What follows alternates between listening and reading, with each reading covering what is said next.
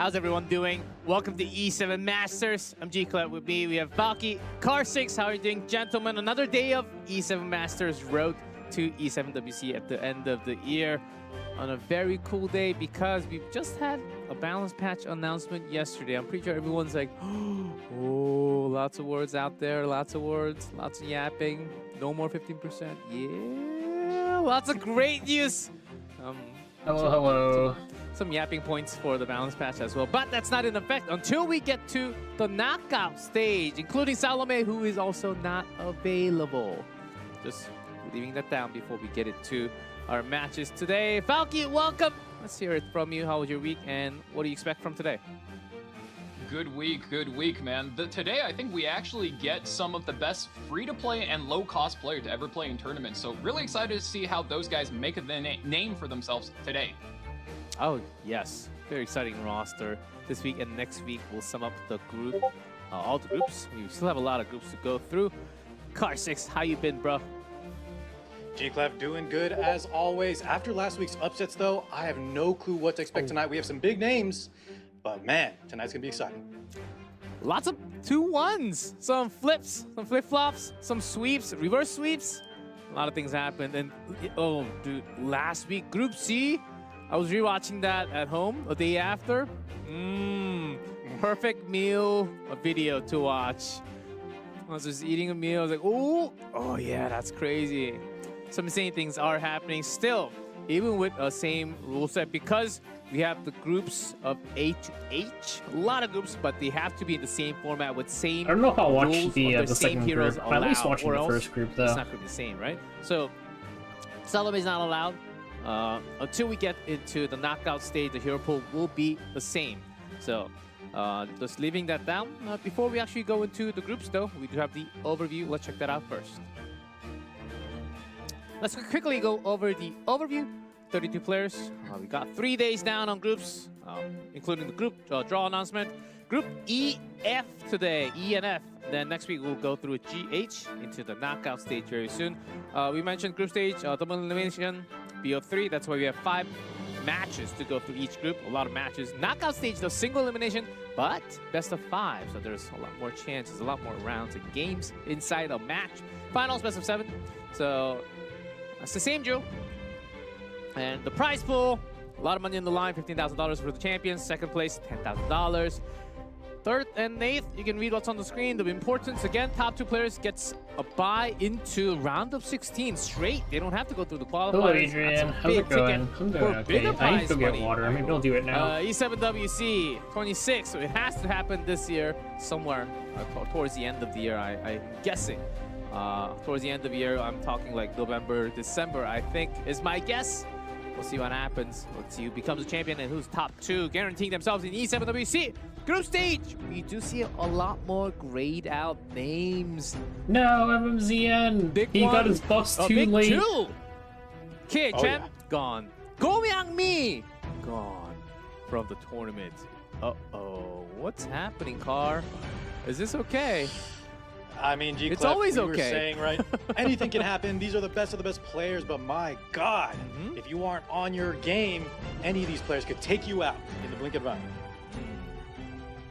I know. Sindri Toshipopo, he played so well. And also, Group C that I was just talking about, the big name did end up making it a light E7 Phantom. Very popular, well-known names. You know what? They're not doing anything important. I want to get water. So we are only halfway through the groups. And guys, am I the only one that's catching a little bit of space between Group G and H? The pixel.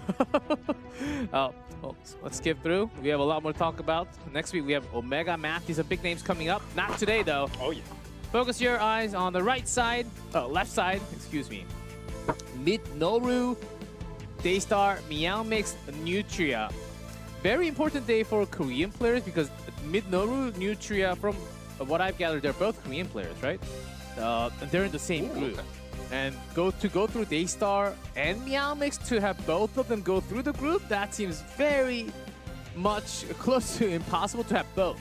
So Korean community was hoping for at least one out from Group B to be Korean player, knowing that KJ is already gone from the tournament. On the bottom, Group 8F, Tetsu, slowly, Hazamarei, and CYY. Interesting. So we'll have a lot more time to talk about the groups. That's the tournament tree for today and next week. I know I'm skipping through because you've been asking even before we were on camera. There you go. No, before that, I baited you. No, not this. Winner's prediction. Oh. If you checked out the rank on RTA, this name should be very familiar, right, Valky? Meow. Alright, I'm back. Did we get our code yet? My archive? I didn't bother doing it. I was playing RuneScape. Many years, right? Correct. Very strong player, known for his very well built light knight. I won't spoil which one. Arrowell. That's actually a different player in the same group. That's Nutria. Didn't mean to spoil, but Light is on his break. I have no co-streamer. This time, yes. There we go. RD2 E7WC-03. Road to E7WC 03. What's that? 03. Oh, I guess today's group day 3. I can lower it a bit. Road to E7WC on the dash 03. Didn't mean to bait you guys. I actually kind of forgot about the predictions, but that's coupon. All right, and I let's believe we have insert my coupon. The drops. Always. There we go. There are days where I forget to pick these Oh, up. I have to do this. There's like a daily coupon event too. I haven't put those in yet. So remember to do it every guys. And I hope we have an automated system on one day. That'd be nice. I think we have the technology. we should have the technology. It's not rocket science anymore. Even rocket science seems much more improved these days, where we can like catch those rockets coming back to Earth. So yeah, that's it. Copy paste, and I believe we should have another one later on. Yeah, Road to E7WC on the dash 03. There you go. You guys were waiting for coupon. Thank you for marking on YouTube chat. Thank you, CM. So that'll be our regular, normal drills before we get into our groups, though. Valky Car, I'm sure you're ready. Let's talk about our groups. Hey, move! Starting with Group E. Midnoru, some qualified, 16, 24, 25, it's 26. Go through the groups this time. Similar for Meow, only qualifiers in the server. Nutria, well, somewhat unknown, but a very well-known name from the community. Cat out my room. Player. They start here, so this group is Who's stepping on my shit? Who were stopped by someone else. Hey, we just fought, right? You guys. Before. They have a good chance now. So, Valky, who do you want to pick on first? Yeah, there's only one left. I just didn't do the last one. Two global players and 2 Korea players, correct? Yes. So I think for me and for all the new players coming into the community, I keep my eye on Dayar. Yeah, mixed profile card is so funny. Player, and he's either completely free to play or super low spending. And for what he has, his resources get put to the maximum efficiency, and he's always held a very high rank. Even though he's missing characters, he's missing gear, and you really get to see his strategies push units to the most they can do. Daystar. And Meow makes me talk about him a little bit. Very high expectation for especially Midnoru from the Korean fans, so keep an eye for Midnoru on the left. Also the first seed of the group. Car 6, anyone else that you want to comment on? I think just Meow mixed, very strong on the ladder. He reminds me a lot of how like Light plays, just a very smart drafter. I do think though, Car 6, they're asking him about he doesn't know anybody. Factor, but I know he's hungry, as we mentioned with the qualifiers kind of dropping out.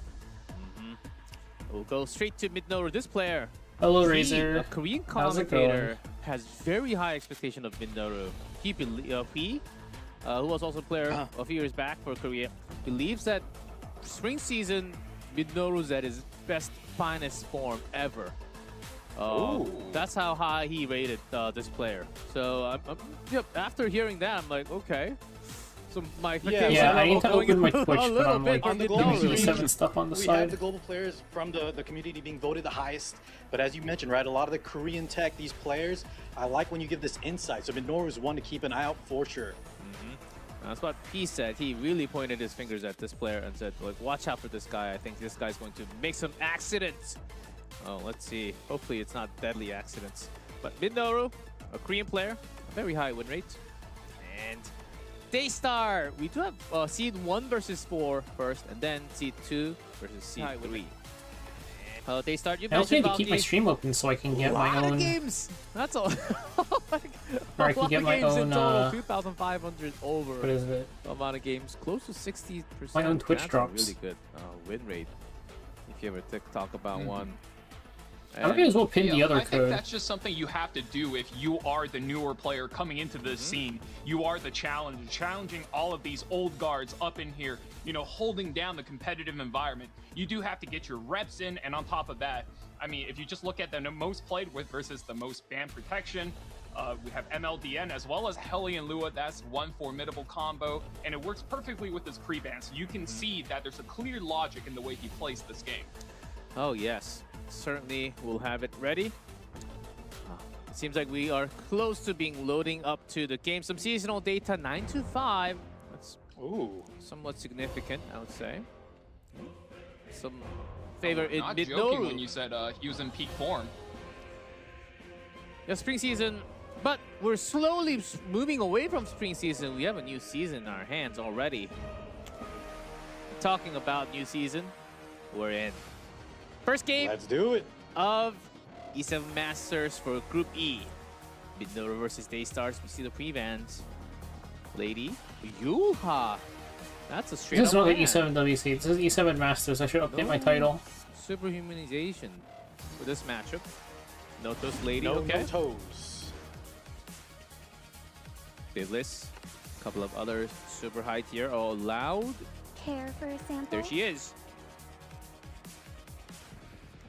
No surprise there, right? Biblis is just such a powerhouse unit. She's really been shaping this current meta as we move past the spring season, like we were mentioning. Hello, Con. Thank you, Diffraction. Genesis Ross. Con, you can just Very use Grace of fast Growth. rotation. Like, Like you said, the Ross and Does DN the, does come out. Those are two high HP characters. he only and can needs both level play 50 very normally aggressive. for They both start PvE immediately content, and you can Ross just Roomba Grace him as for well as this, because I'm not 40 on maxing 3. the Just 3 either. Midnoru has the option to go extremely aggressive with the Soul Burn on the DN.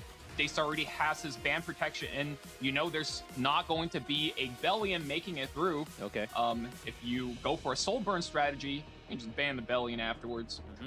And since it's been 2 weeks in, a lot of games, I asked for stats for Thank some you, win thank rate, you. so I will be mentioning I need some to of find the heroes' time win this rates week to just from E7 do some Masters. haul. G-Ross, 19 games, 57.9. Lower stream more? That's almost Okay, let me check my 58% OBS. win rate. Not too bad after seeing so many Genesis Ross. Yeah. I think in a competitive Good format, here. as long as you're above 50%, you're pretty good. Yeah. But Yulha surprising low. Surprising the same amount of games played, 19 games played, but ML Yulha, 36.8% win rate. Actually very low. Wow. Yes. That's One surprising. of the lowest in the top 10 most picked. Very, very low. You want me to straighten your Hey, hair? hello. For mid. Wait, hello, 3. Okay. Holy shit! Whoa. A 4-star? It's Shunisarin. Stealing away the Hellion Lua, that's a very big gamble for Midnoru, I think, which is the reason why it took so long to get that rotation out. Daystar immediately locks in the Mediator Coeric. We're looking to cleanse away the Provokes the Hellion Lua will be landing. You're going to need multiple sources of this. Hovering right now, but The first code, it's like, oh, sorry, that's the wrong code. Gets locked in. That's a character completely immune to the debuffs. So Midnoru's facing down quite a tough challenge. Not only are you playing debuff into, I would say, 3 characters that are immune to it, but you would still have to punch through a boss Runka unless you ban her. Midnoru needs one Okay, it perfect should last be pick to close out the strap. Then. That.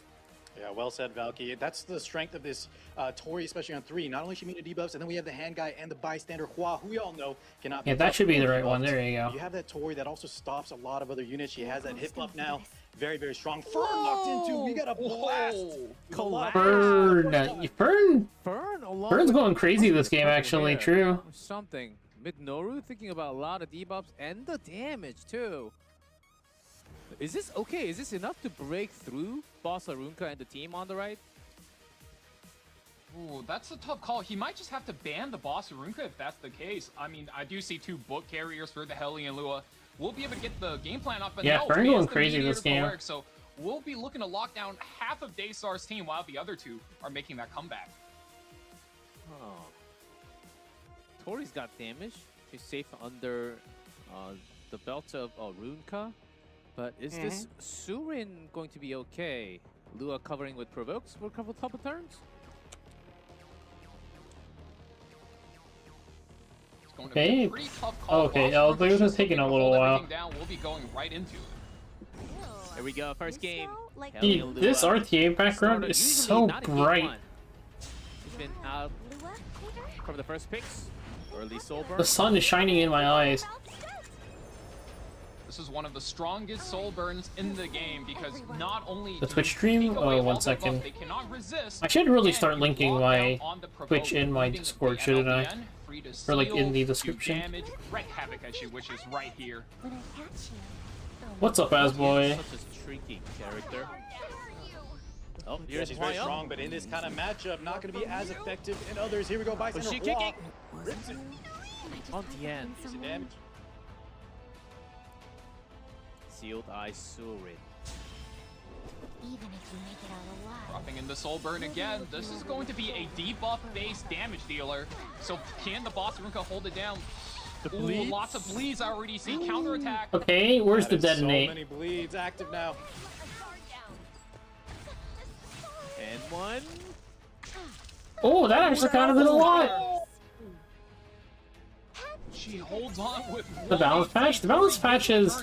I mean, it's nothing like game-breaking for RTA, but it's fun. I like it. Doesn't make Except sense. for the part where I Cascade is a need low sort of chance Autumn to miss it, Eclipse. but we That's have the only seen part this that I turn don't when it like. happens. Soul burn activated. Wraps up G-Star. Let my guard. And that Ras actually still standing. Yeah, and he's immune to debuff, so this Biblis S3 unfortunately will not be able to finish the deal. There's a massive delay on YouTube, and I don't really know how to fix it. More hits. Surin continues to bleed. Boom! Oh, the extra attack went into her. That's so nice. Lead in the tournament. The perfect turn cut from the Sealed Eye Surin 2, and Ross gets the easiest alley-oop of his life, looking to seal and close out the Tori, and you have one clean hit for the bystander Hua Young. You were not Surin's such a funny character. She was one of the funnier characters in the ML theater. Is Vic playing today? I don't think so. I think Vic's the very last group. Not sure. Coming down from the skies, and that is Midnoru with a very creative draft with Surin, Fern, who's post-ban. Well played. What a game. Well played indeed. Yeah, man, looking in top form. I think a little bit of homework. I was as well, looking not for just something. playing well. Sword of Autumn Mentioned Eclipse. right, I have that interaction 3. of that Hellion Damn, I need Lua 3 maybe being more. Stolen away, throwing Daystar for a bit of a loop, and he went into a complete reactionary standpoint in the draft, taking a lot of anti-debuffs, which is a good game plan. Change Just chat seemed setting. Like Minoru had all of the answers ready. That's a really good point about the homework card, because last week we saw some of this I'm going to steal Radiant your main Milestone never unit ends. It's a type permanent draft event. from KJ and KHM, but KHM was fully prepared for this. It looked like Daystar knew what was coming, and he still walked into the trap anyhow. That was a All I really know well about done Sealed Eye draft. Surin is she has AoE, bleeds, and detonates them. That's all I got. To me, as soon as they start, Midnoru realized that Daystar's not really going with any speed. He picked, okay, my Hellion Lua is kind of fast, I can pretty much guarantee. And then just locked in with that ML Surin, which was very unexpected. First pick I mean, in the tournament. I think no the one event else is okay. played it. It's just really slow, so it's hard to feel like you're getting First anything. time anyone else is actually like actively playing ML Surin in the RTA. She's kind of a think rare you're sight. right. But it's not just 2 warriors though, right, Sonic? If Not you only ever that, go but the 2 anti- rangers, then your Warhorn's first being picks of used, this tournament right? as well. Or if you do like 2 Soul Weavers, we've done 2 Soul Weavers Definitely quite a seeing few bit of times, I different think. Strategy coming into this. I think all 4 Or if, like, players even in if you're this like group mages have don't been have a hardcore 10% from 2 either. players, so It's just anytime your really Warhorn is already interesting seeing the occupied, I type feel of like switch up. there's Going definitely from, been like, some other super rotations aggressive with that where one cleave I was we like had to- using a now 5% on a everybody's just warrior. going, okay, first pick Perfumer Biblis, first pick Ruel of Light. Yep, you can't kill me. Yeah, my thing with the reason dupes then? is that I don't think the dupes are that impactful, so it's not a huge deal that like we're losing it. But then also, if it's not impactful, then they could have just given it to us. Spreading stuns. any kind of tricks are just banned away. The Infinite Circuit is so annoying. You know I'm soul rank 12 and I can't finish the first board? Like, I think you literally have to buy it from the shop, but buying it for PvE feels so bad.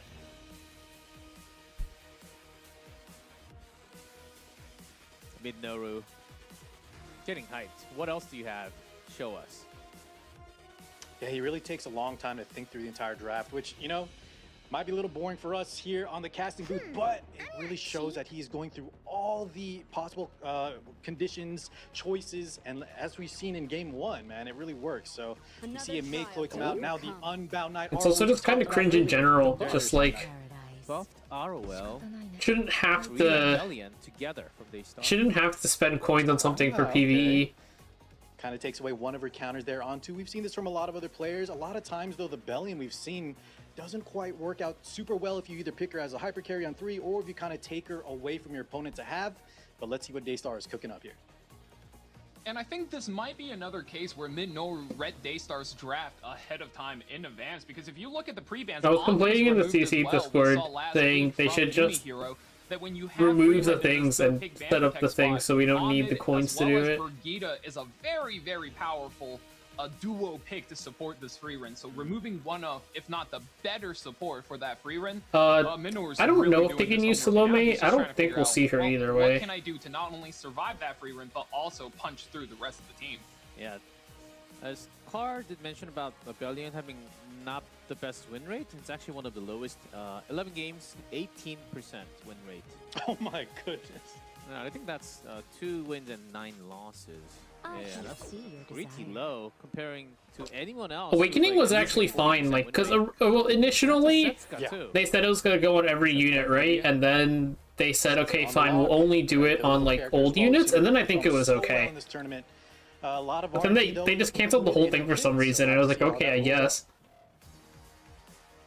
I will probably still have 15% on PvE because he picks 3 slow character. And with which I need the 50% crit damage node. And again, like, I'm not spending my coins on the Infinite Circuit board, so I'm not going to be able to max out 2 boards. It's just really dumb. I would think legitimately good solutions for this, but Brigida is looking like the last pick here. And like, I don't even know if I can make it second epic node. That's right, Amid is banned, so bring Brigida. We've seen her last week.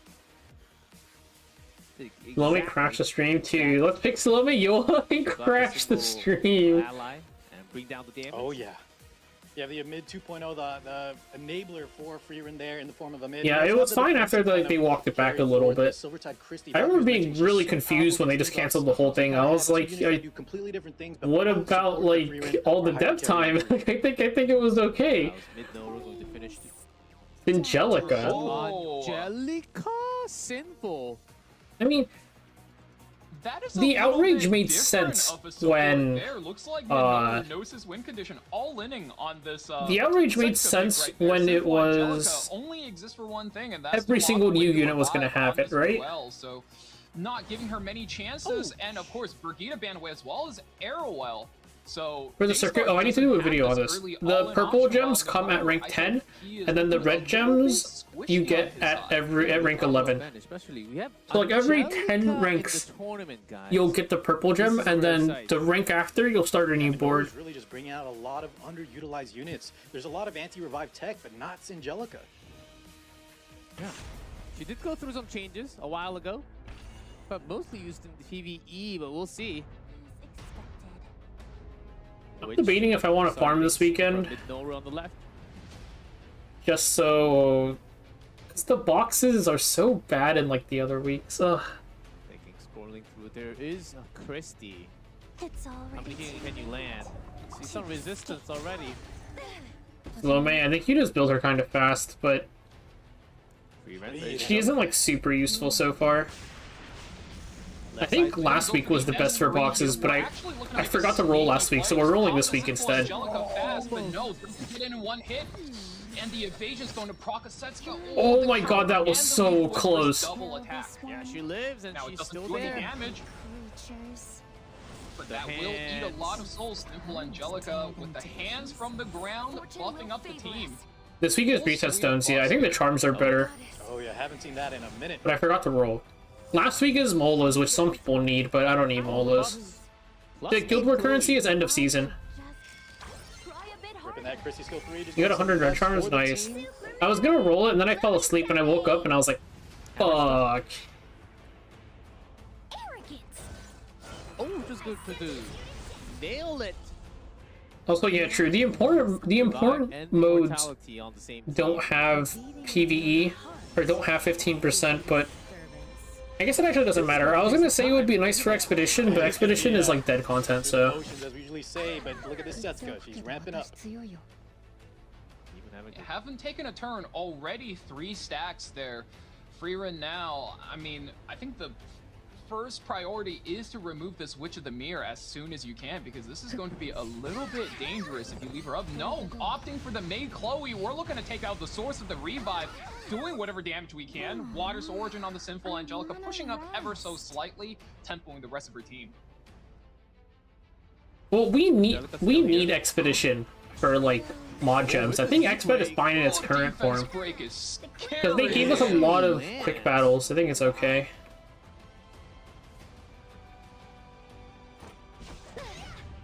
Hammer, Idle Seer.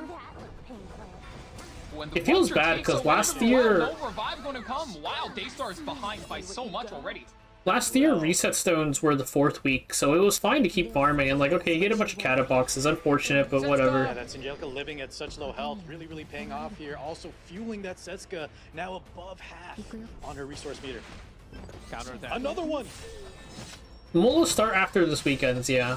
Because week 4 is going to be open until the end of the event. For Daystar, the moment the blind debuff lands, Freerun is in so much trouble for this matchup. One more hit. It's okay. I need to do a reminder video to tell people to spend their perfumes, because last year people got told to not spend their carrots, and then everybody's lost their carrots for fun.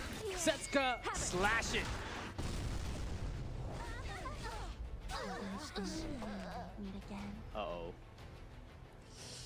Bellion. Looking rough here for Daystar. Big damage coming through. Barely sitting. Do you have a past that has brought misery upon you? Let me change. Finally, the Witch ultimate comes through. We're breaking the glass ceiling, putting the Bellion in purgatory now. Immediately lock away. Just the Freerun left. Is it going to be enough damage? I think with the amount of dual attack Midnoru has brought, it's going to be enough. Slowly knocking away, point by point. I those souls also are have bleeding away 400. on Daystar's side, and another hit too. He is now only with That's 8 right, souls Valkyrie. left.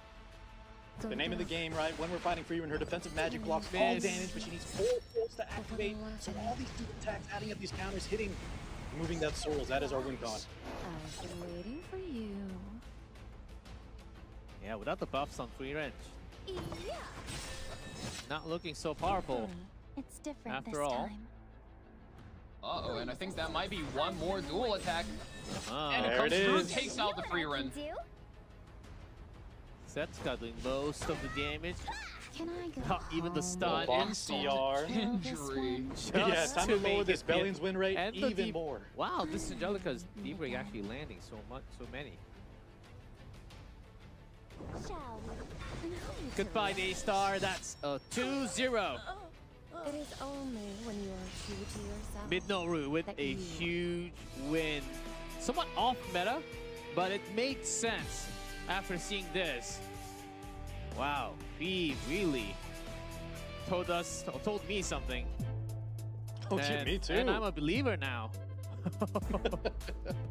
Very impressed with his play, guys. Daystar was a very strong contender in previous tournaments. Valkyrie was hyping him up, so don't give that the wrong impression. But Midnoru was just looking on point, using these underutilized units that a lot I'm of a players good, have honest, off. free-to-play And I really player. just We think do this not Bellion, talk when about we my take her extra as, sources like, of a preventative income. measure to stop our opponent from having her, it just has not been working out for pretty much everyone. Some highlights from game 1 and 2. Lovely. Breathe it in a little. You can always bring some creativity, and if you can make it work like Midnoru did, there could be some exits.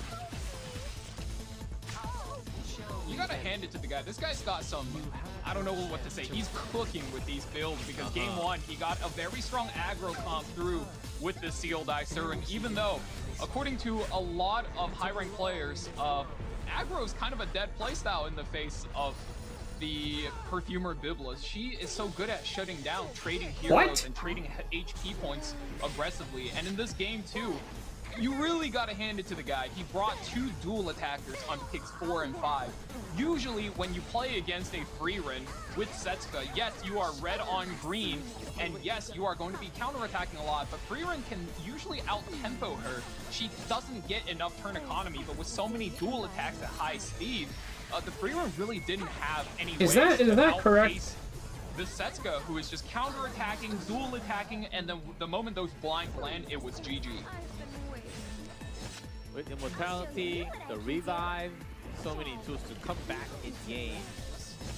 From Sinjalica and also made Chloe. Midnoru's draft. When will I stop my RTA legend run? Eyes on Midnoru display. Never. It felt like you walk in a restaurant and then you say, and then the waiter would say, "Oh, we have a new menu. You want to try it? It's free." And then, okay, I'll just try it with no expectations, right? And then the moment you eat it, like, oh, are you selling this? Can I get like 3 of these, please? Oh, felt like a new menu to me. That's how tasty that draft looked like. But we had some expectations, but Midnoru showed something else, something extra in that best of 3. We'll be moving on to winners directly. We'll be waiting until the winner we have for match number 2. So moving into our new set of B3, Meow mix. Nutria, very hype match on that one too. So we'll see what happens. Well, Valky, you're mentioning this Group B will be very interesting. We already have a match like that. Good read. And if you look at Meow Mix's most picked characters, it almost looks identical to Midnoru. You have Boss, you have Nurse, and on top of that, you have Empyrean Elnav, except in Meow Mix's case, his most ban protected is that Boss Arunka. So expect that to be something that gets targeted out by Nutria because you don't want to play against that thing. Yeah. I see some ad on top left. Can we skip the ad, please? Someone press the skip button. Player data, as you can see, heavy on the Boss Arunka, who's actually not doing so well in the tournament. Boss Arunka, 30, including the games that we just had, 33.6% win rate. That's Really? not that That's high. surprising. Oh yes, not even 40% win rate. So it seems like the damage is actually going through her defense. We'll see as we progress through the tournament. And the opponent, another Korean player here, Nutria.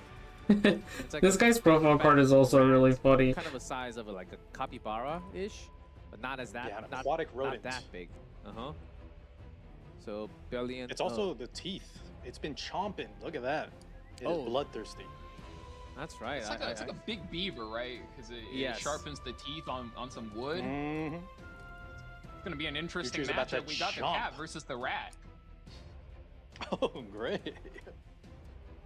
Battle of the Mammals. Here we go. Nutria, not a lot of info known, but G-Clef was saying, right, the Korean player base has a lot of hopes, and if anything, if he's even half as good as Midnoru showed us, I'm expecting big things from Nutria. But his opponent, Meow Mixed, Boss Arunka, very tank down heavy. However, I've seen a lot of players, right, not just pure tank down. Even if you're known for tank down in the past, you have to be a smart drafter and be ready to pivot when you need to. Ooh, 6 to 7. nothing. That's pretty convincing. I don't think we've ever had a data like this, where it's just single one-sided and nothing on the other side. Meow Mix Meow Mix Well, is I a mean, with a monster on the draft- ladder. With a record like this, you have to wonder though, like, I think Nutria has seen everything Meow Mix has on offer. He knows what he's up against. So True, he getting needs your to ass beat solve that many rat. times, I you think for definitely Meow know how Mix, to respond. He might not have seen Nutria in peak form, right? Midnoru showed up last match where this is what it looked like to be at peak performance. If Nutria could activate that form, I think he's in for a surprise.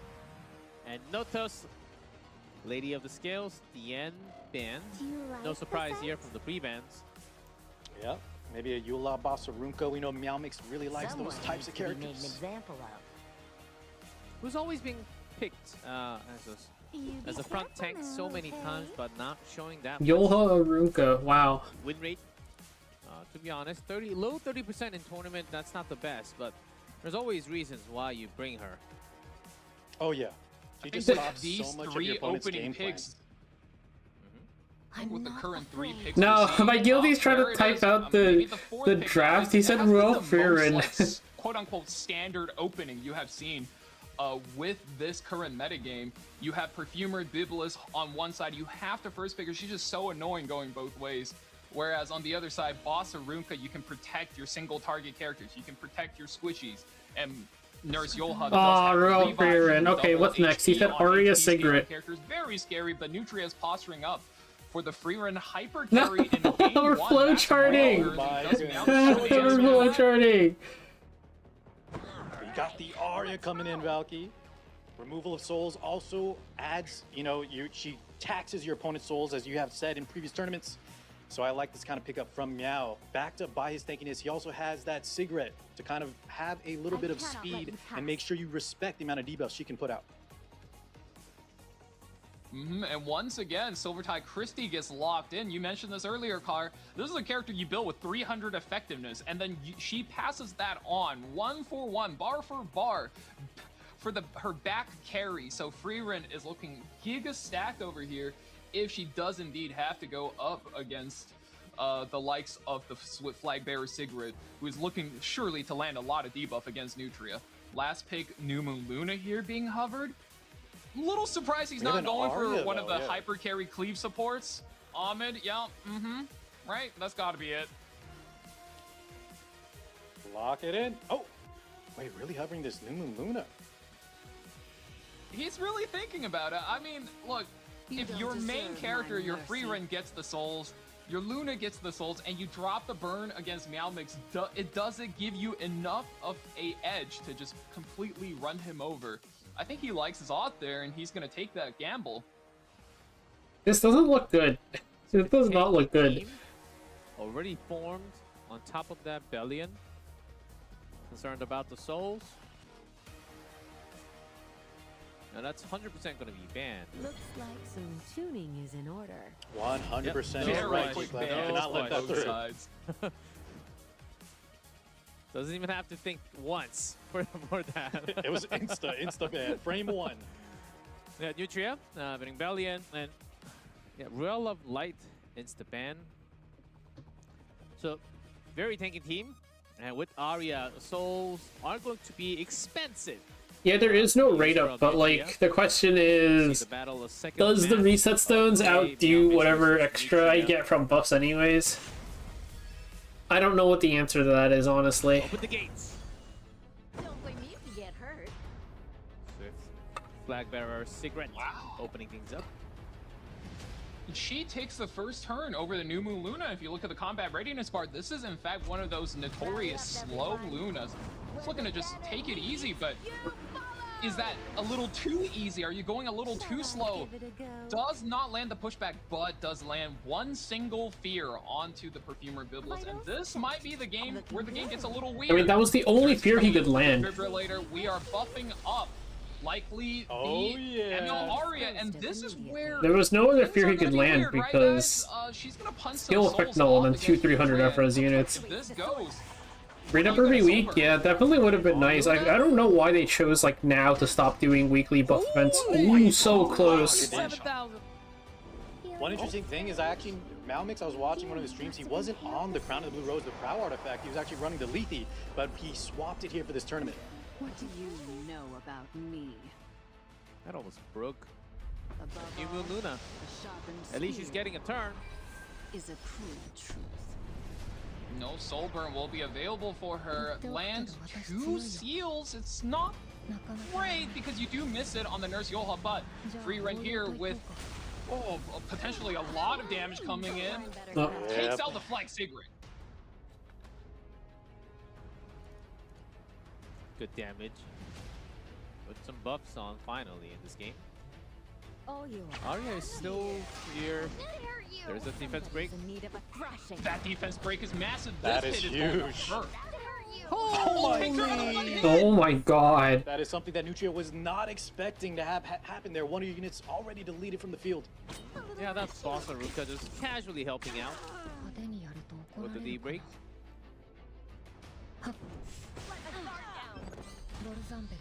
Nutria had such a strong lead, but one unfortunate dual attack, and now he's really behind. Freeran needs to tempo up and solo the game, getting a good amount of damage in, but do you punch through the Nurse and Prefect Aria combo?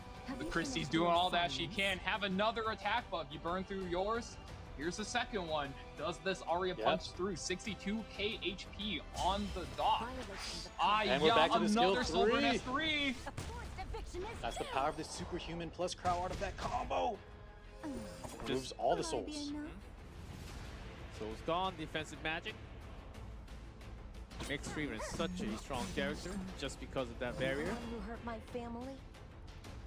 Allow me Finally, to Boss Ruka gets a turn, cleanses the seal, courtesy of that Nurse Yoha. This hit is gonna hurt. Watch out now, Freeran. Is it? That didn't do anything. Still very healthy That here. looks like a full hit. That didn't do anything. Oh, Meowmic's switching it up a bit. Yeah, the Ruka is on Crown of Glory, so we have some soul removal there as well, plus damage reduction. And since Freeran keeps pressing S1, right, those bleed detonates from the Eula, not going to be able to execute her just yet. Daring today, aren't we? Every time Boss Ruka says that line, I think of Squidward. That Nurse Yoha's keeping all of these debuffs off, and now And Freeran this should looks be like it. she's not long for this world. Do you sleep well at night? And the extra kick. Oh! Freeran gone. No damage left for Nutria. Gonna keep an eye. First win for Meow Mix. Solid play. Banned out Bellion still. Aria in that band protection. Third pick. So Soul was name of the game here. Oh, yeah. Whenever Freeran is evolved, right, especially on the lock. Are they position allowed to on three, FF? You kind of have that hyper They are. There's just no soul point in play FFing, right? going You on. might as well This time start around, thinking though, about we next went game. offside and said we banned it out, but Nutria, I don't think he was expecting that incoming dual attack defense break damage. Would that have made a huge difference? I'm not sure, but as we saw, the superhuman Aria on the Crow Artifact can definitely deliver a lot of work.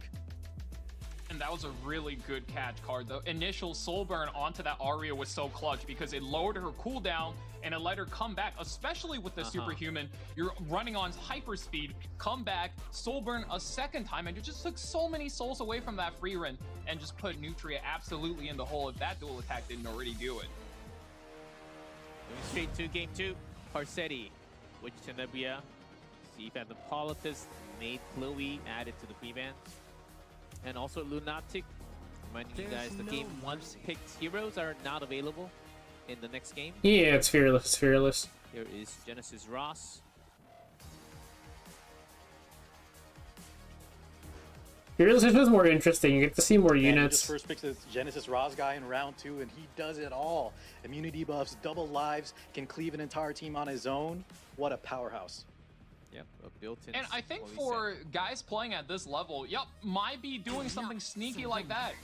Either you get a really strong hyper carry through, or you force your opponent to commit onto something like this Empyrean Ilna a little bit earlier, and the moment your opponent has a main tank to their grab, you know they cannot cleave you, you know they don't have enough team slots to get that team off, but I mean, anytime Renak is in the game, that's the fastest base speed character, anything is possible, so Nutria can't let up, and Meowmix always hitting with this interesting mix-up. Well, Renak, fastest character, but you never know. Renak? New What episode. the heck? There's that new thief. There's a pair of new thieves. You're And predicting she might be power. Oh god, my it allergies. feels like she's also going to be very fast. We're talking about RNL. No spoilers, though. No spoilerino. I actually haven't finished the episode. No spoilers. Yeah, please. so after groups end, it's best of 5. I'm still going through the new episode. Though also weirdly it switches to single elim, but whatever, not my format.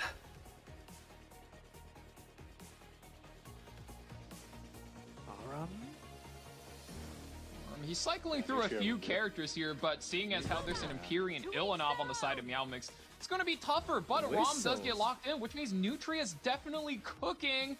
Are we seeing it again? Hellion Lua does get locked in. A lot of Hellion Lua today. We saw this in the previous set. Just a really strong character, maybe not as picked in previous seasons, but as Valky mentioned, right, one of the most powerful soul burns in the game, as well as just a very strong opener. And you do have to be careful if you're Meowmix, because if you pick something like Alaya or a Mediator Coeric, as we saw, on Pig 3, Nutria still has the option to be able to push these characters back. We are in game 2. Boss Arunka is not available. Single target combat readiness manipulation is super strong, especially if you have. Caster me? Nah, man. I'd literally just be car 6. I don't know what's going on. Laya in that protection for cleanse. Yeah, we had hand guy, now we got Laya. Error message? You're entering them separately, right? With no space or anything? After and slash before? That's right, big cleansing. Also has a finisher of her own in her skill 3 and a green Celine to kind of punish any buttons. I need a caster who actually like knows what's going on in the ladder. We've seen Celine. Wait, she got hit by Nightbot for spamming caps? Shit, let me turn that off. She does a lot of damage for sure. Hold on, let me turn that off. But on which excess caps turn off. As well when we go in game. Exceeded its use count? That means you used it already, I think. For the full soul burn strategy here, going for the Celine, so this is definitely a pivot on his side. He's still going to need one more pick to truly lock this strategy in. Who is it going to be? Who is he looking to take advantage of? And is it going to be the Lone Wolf Payra? Ooh, okay, bit of a switch up here. Looking, definitely hovering a Dark Warrior. Lone Crescent Bellona gets locked in. Lots of single target for Meow Mix. Not going to be the strongest spot for her. No, I mean, like, my second caster, if I cast it, has to be somebody who actually knows what's going on ladder. Because I certainly don't. Is that there's a lot of, like, anti-defense pen on the side of Meow Mix. We have that Illinov, and you have the Sword Ice area. So things like Roz will be a lot more controllable. Manageable, I should say. I mean, like, yeah, anybody who actually plays. Such a strong last pick for Meow Mix here. Not only are you immune to the Hellion Lua debuffs, you can face tank the Celine. Accuracy up to pop the Malona. Too strong of a pick. I think that gets banned for sure. Yeah. Surely. Right, guys? Yeah, also good against Celine. Surely. Lots of strength against the right team. Yeah, she's out of it. Handshake, last big man. Green Celine, the green Celine. Yeah, I mainly play PvE. Surviving. We'll have plenty of damage for Knock from Meow Mixer. It's Meow Mixer we're talking about.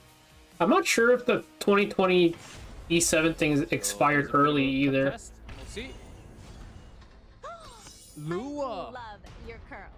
Because I'm going by the timer on the Discord, but I'm not sure if those timers are accurate. I think she's hiding behind the Laya. This is a really slow read on. It is. Must be really slow. Meow Mix has a big decision here. G-Club is the goat. Team. If you do cleanse your team, Green Celine is going to go crazy on them, but if you don't, then I think there's still... Wow, goes for the S1. We're going to skip the cleanse. Counter attack. Provoke again.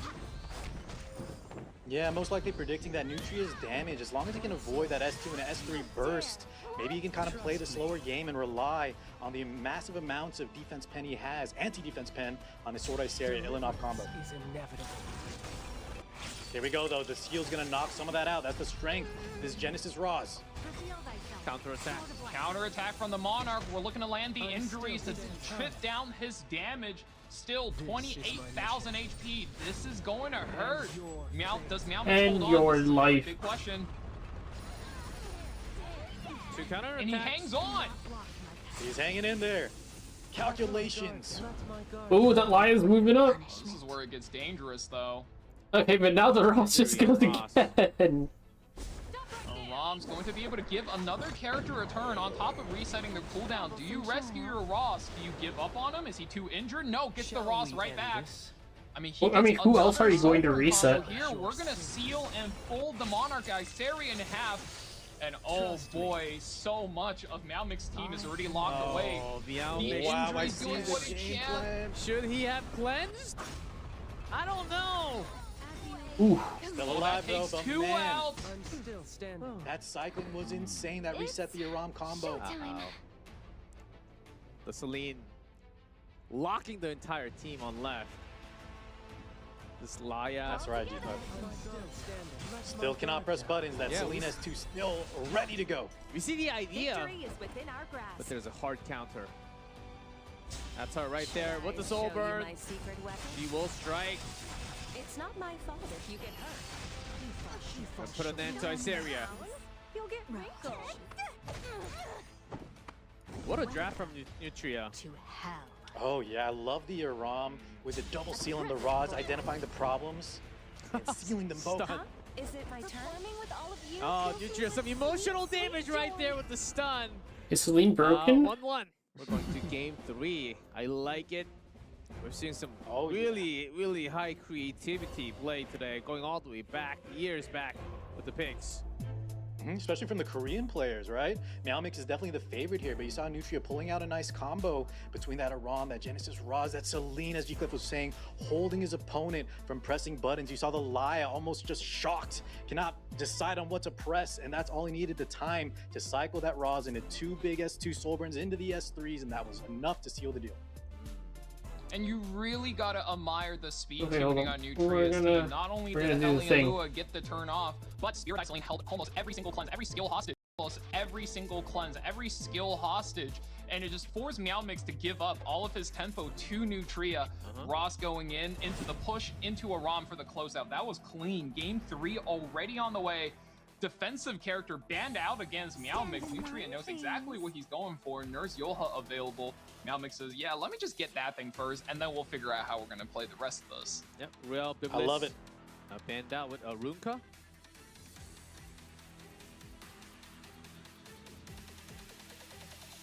Back on free run. One of the highest win rate so far in the tournament, I believe. One of the very few over 60% win It's rate. Chica. Such a pivotal 63.2. unit. She has so many hard counters as well, but when you support I'm pretty sure and take that- maybe some of the hard counters away I from did it your on my opponent, ult. I she did it on really my just ult. does it I all. pushed it to the end. I didn't read any of it Nutria except for does, the in ones where I was fact, forced to pick up read the it, but I free pushed it to the end, so I right wanted here. to Meow already has record Nurse some Yoha stuff. locked in. I think he's thinking to himself, you know, do I just copy the guys from last set and play a Setsuka hyper carry game, or should I don't know, stick to something a little bit orthodox and maybe go for a Last Rider crowd draft? I think he's definitely got to think through his options there, because Nutria and Midnoru came into today looking fully prepared for these drafts. They're definitely setting up some kind of trap. You never know what it is, but that presence is what keeps these guys on their toes. I love how you said that, Valky. I think them doing the homework, setting these traps, identifying their opponents, maybe watching some of the streams, it's really putting them a little step above. Hope you have a nice time. Yeah, we do see a lot of Oh, Last there's Rider his crowd favorite coming in these Festivita days. lockpick. Cigarette. Very good Festivita. against the free run as well, G-Clef. One of her hardest counter picks. Salome, honestly, AoEs, I wasn't really always paying attention to who I was cooldowns using. for I think I did free run, Fern, And the Cameron Crown for like Warrior, Removal everything. of Souls, which is like her lifeline, her blood Yeah, force that she exactly. needs to both soulburn as well as have that defense. I think I started doing like triple healer around the end. I was not paying attention. Festive Ida, we got 2 big mages. What else are we thinking? Who else gone? Maid Chloe gone. Some deep. Oh, more damage or buffs? Nutria is definitely flexing his muscles there a little bit.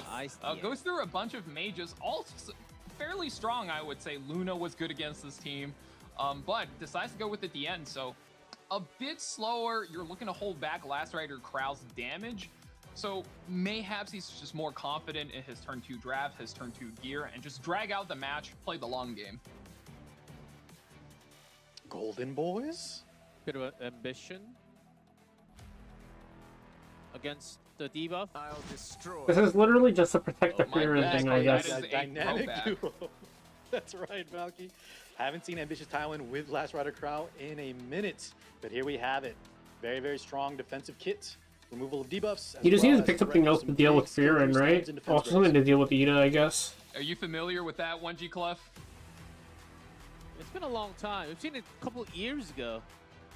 We also had Hen guys. It's a long time ago, but it's a perfect time to unk out, because I think it was last done in season 3 where you had Yeah, the Ambitious Hen Tywin, guy. Last Yes, Rider exactly. The one we just talked about. Yes, Sensing Meow corrupt mixed. energy. Oh my god, it is a boys Oh, club man. out here, but Aki is being hovered. Nutria says, I am fast and I am gonna go first. Wow. Meow I think, being put in a little bit of a pinch right here, but oh. Yeah, if he's gonna go for the long game, I think Urban Shadow Shoe is quite the Oh, force as well. So It is with the zip and injury stack. Urban Shadow Shoes can certainly help. Are we locking in? Q? Nutria? Okay. There she is. Do you have very to have the muscular win rates team. of that shoe, T-Clef? I feel like she did pick it a lot, right, on 5. One, you have these tanky teams, but I feel like she hasn't really been able to finish her play. Either way, though, we won't see her go through as she is banned out. There we go. Decider match between Meow Mix and Nutria. Okay, Freeman versus the world. Close call.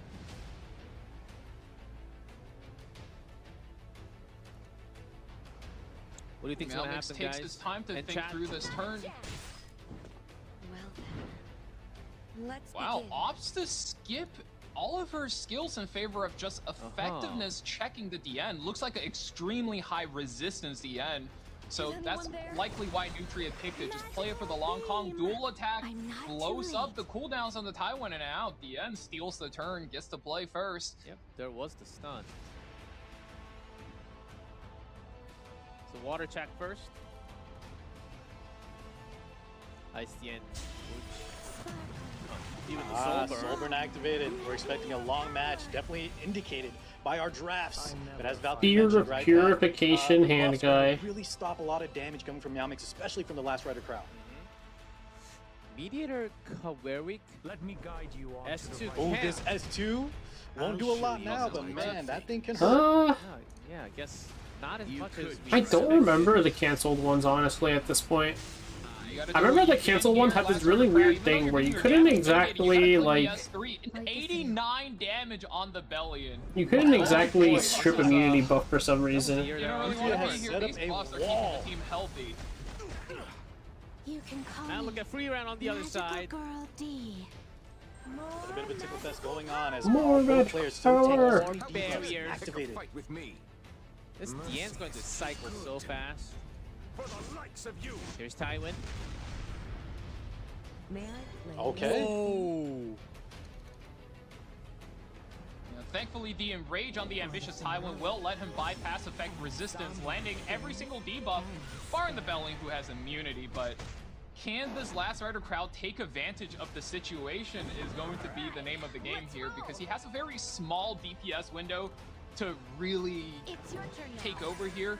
And Sigrid, wow, immediately just drops everything, ganks the free run. Do you remove enough souls? Very heads up play Oh. from Meow Mix here. Breaks through the free run defense. Oh my goodness. Uh-oh. Can you take her down? Souls are finally gone. But S2's already used. Just I opting to give you a S1 hand? here. I mean, everything scales with Mediator's HP anyway, so he's going to be hurting quite a bit, even on no crit. Festive This Eden will now hurt. being put in a pinch. Now you're dropping the S3. You're trying to stop whatever skill is coming. Let's defy the odds. Silence does land, so Crowd does not have his skill 3 active. Is this S1 enough to finish red crits gods! and seals the deal? Okay, well. And that's GG.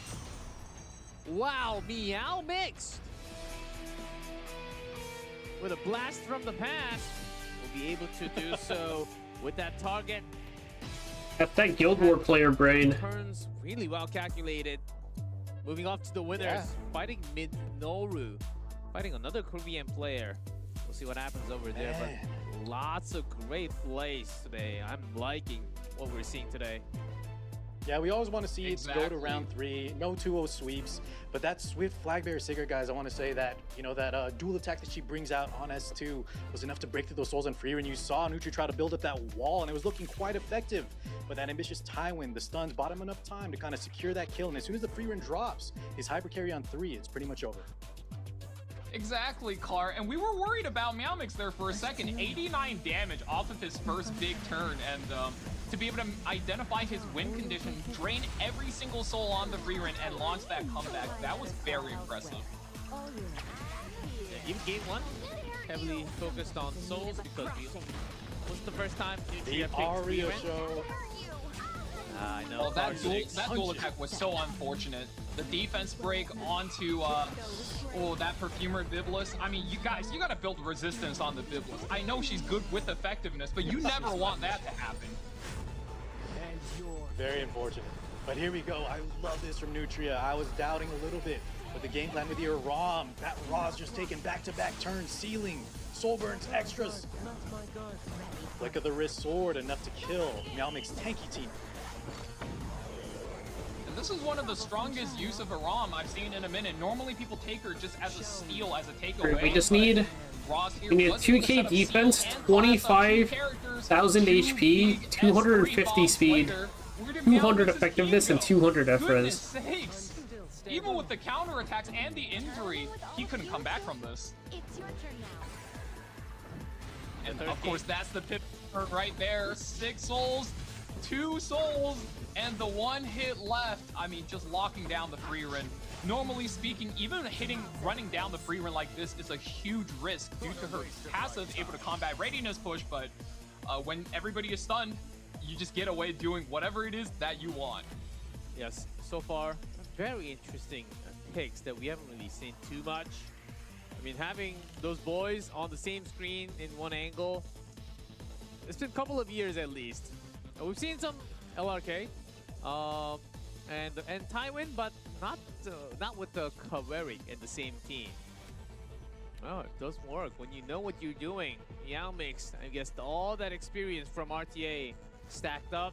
You know what you're doing, just have to get that free run down. Else, the other side of the team, doesn't really matter. Bellion, DN, can't really do too much damage. Oh, eat a little bit, but all you're really concerned about, free run. She's down, and it was GG. So as long as you have your game plan, which might work, might not, but at this level, if you can pull it off, you grab your win and escape to the winners. Talking about winners, we'll take a short break. When we come back, we'll get that exact match. Winners match coming up. Yippee. 5-minute break. A short 5-minute break.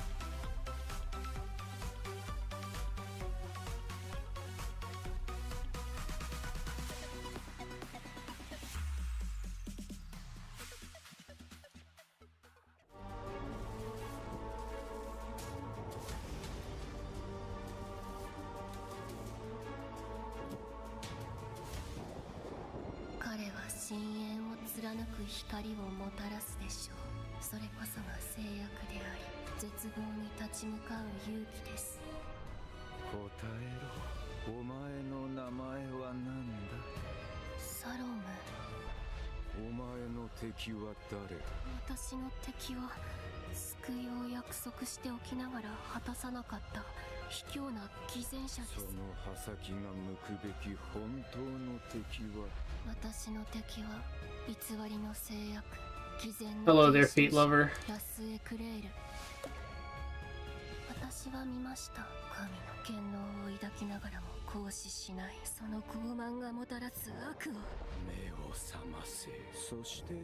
I was gonna make you answer the question, but I think your name answers it.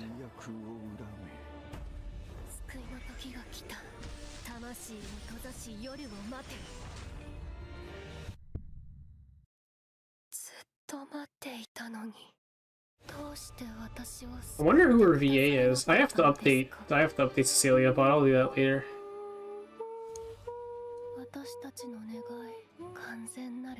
Oh, I haven't made mine yet, but I'm gonna make a tank next.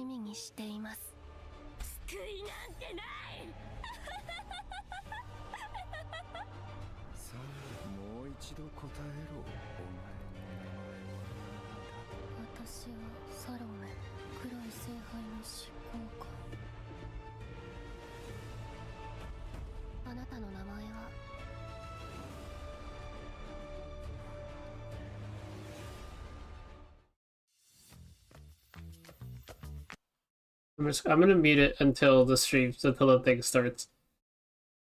Just in case they played that copyrighted audio. But yeah, I still have to roll because I'm being lazy about it, but it's gonna be a tank neck.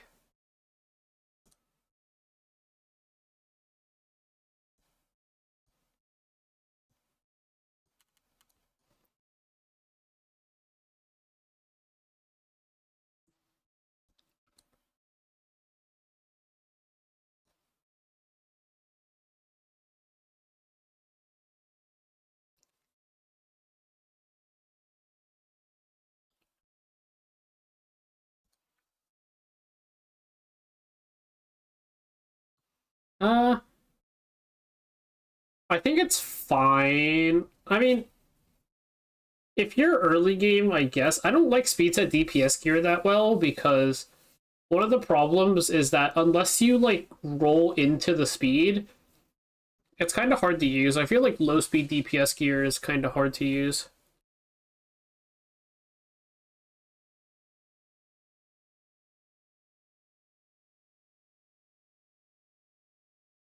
Oh, wait, everybody could steal a buff. That was so funny.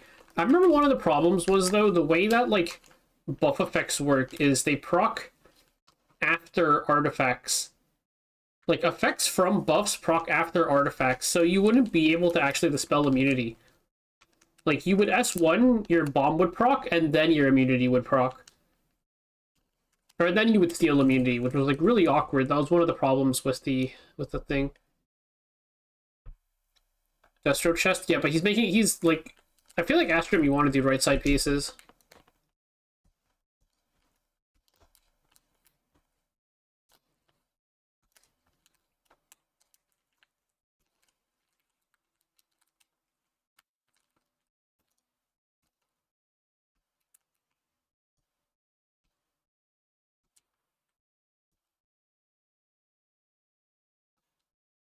I mean, they basically didn't give her anything. I think these buffs make her better. Are they going to make her actually good? I don't know.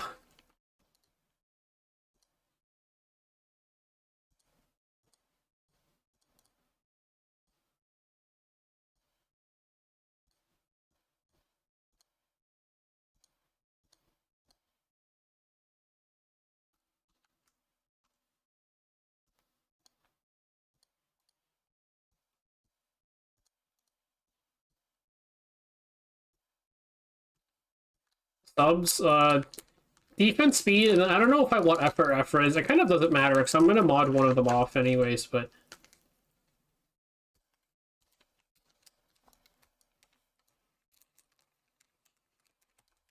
Oh shit, we're back.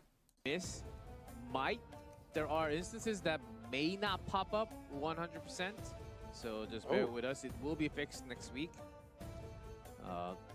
It seems like the production has picked up once that it was supposed to be a miss and it just did not pop up. And yes, that is just for today. It will be fixed next week, but we will try to catch our best of our ability and let you also know. It's in game 2, yeah, that's why. Because we're running this with the mock mode. Midnoru, you've seen it. I want to talk a little bit more about this player, or are we good? Are we just ready to go with the match as soon as possible? I think everybody's ready with the match, but Midnoru's easily the cleanest player so far. So, you know, whenever the players are locked and loaded, right? Well, G-Cliff asked, is there more in the tank? I think this well is going to run deep. Midnoru, I expect, doing a lot of homework, a lot of preparation. You can see he has a lot of game plan ready to go. Maybe Meow Mixed is the one that's going to be on the back foot here. And speaking of Meow Mix, I think he has one of the boss Arinkas that's going to make people a little bit more wary, a little bit more scared of the character. So far, right now, I don't think she's doing too hot. I think you mentioned G-Clef's 33.6% win rate. We're counting on Meow Mix to be bumping that up a little bit. Boss Arinka, such a I think so. I think he streams every once in a while. I don't know exactly who streams E7, honestly. There's a specific reason why she's... Oh, hold on. 5 to 10. Look at that. Slightly higher for Meow Mix, and knowing that, again, someone has mentioned that Midnoru had one of his best seasons of his lifetime in spring. But still, Meow Mix is 10 to 5. Yeah, this Meow Mix guy is a monster on the ladder. Just very smart drafter. So there's a lot of experience. I mean, if last game is anything to go by, Nutria was what, 0-6 against Meow Mix, and he even took a match off. So if Midnoru can take 5 off during a match season, and especially if coming into this season, Midnoru is in top form, could go pretty well for him as long as he keeps up the clean drafts with good synergies, and yeah, see if that's what decides the series. Yeah, additionally, this is a lunatic format, right? So it's already very different than the ladder. Additionally, there is no warfare rules. So even though those head-to-head says a lot, this is a completely different beast. Standard bans. Someone needs to be No made an toast example of. today so far. No lady upscales. Oh, Quick cool draft. idea, no? Standard 3. And look at that. Exactly. That is the 1, 2, and 3 right now if you want to play the game. If you're not trying to play a speed strategy or some kind of Dude, gimmick strategy. don't I mean, flowchart look at again. the Did end not game of both this players. again. A lot of respect knowing that both players are chefs and they could set up the kitchen any way they wanted. So do not want any of that. And of course, the respect Notos and Lady of the Scales ban removed on both sides. Midnoru's thinking about it, locks in the Ross. We've already seen how much work he could do with that character. This time going for a bit of a different pivot. Oh, Don't wait quick to picks get here from hurt. Meow Mix. Insta-lock on that Spirit Isoline on 3, followed by that Swift Flagbearer Cigarette. He's been putting in a lot of work. I mean, Swift Flagbearer Cigarette is such a strong unit, but the way he plays it, I feel like he's just a smart... The choices he makes are always the correct ones. The Spirit Isoline we've seen in the past, how much damage this character can do as a hyper carry. Arwell in the band protection. So Gales and Notos are both banned, that's why. They got A pre-banned. lot of barriers. Even in the future with Estelle coming into the game, she seems like a really good tank. Oh my god, Jacob. In the future? And her artifact too, speaking of Arwell, you know, maybe the Oh. Estelle artifact on Arwell, ooh, that's gonna be nasty. Yeah, see some really strong characters coming in the future again. She's not even in game, of course, not allowed. Salome also not allowed until the knockouts. So what Coming else? soon. Midnoru. Yeah. All the OP units getting pre-banned. Come on, you've got something. I can kind of see it. Show it to He's us. certainly really thinking takes his about time. it. Ah, Sword Iceria coming through. Very strong carry style unit with a New Moon Luna. Making sure his opponent, you see this picked up a lot, especially against Flagbearer Cigarette, threatening a contest as well as just those debuffs you have to respect. Yeah, big light team. And this is something you see a lot with Korean server players because they really love this balance. You have the 1 tank on Ban Protect, 2 hyper carries, and 2 supports in first and last pick. They love this balance. And it makes sure no matter what, you have a strong team. Mort is being hovered right now. We're looking at If taking this lane is out summer Iceria. Mort quality, does get I don't know. locked We'll in. find out. Maybe that's why he boy. lockpicked it. Great Does Mortalix mind game it? to kill that hyper carry potential. Iceria will be shut down. Won't do a thing. Can you really leave that Mort?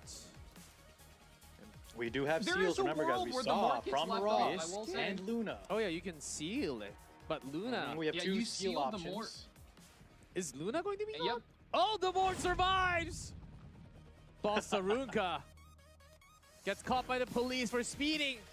You won't be in game. Mort is there, but there's no seal anymore from Luna. Just Was the this a Ross. mistake? We'll have to see in game. Midnoru on the left. Meow mixed on right. Starting with Let's Secret. roll. This Iceria I don't... for some time. Okay, We it's an art contest thing, I guess, but I don't like... I don't like Swift Flagbearer Cigarette. Uh-oh. That's no good. preparations Yeah. complete. This could get scary. I mean, Because they also just kind of like, you know, like ham-fisted her into the story. What kind of HP scaler do you Very pair awkward. with her to really maximize that damage potential? Oh man, that is going to be Superhuman dragon stomp is 152K.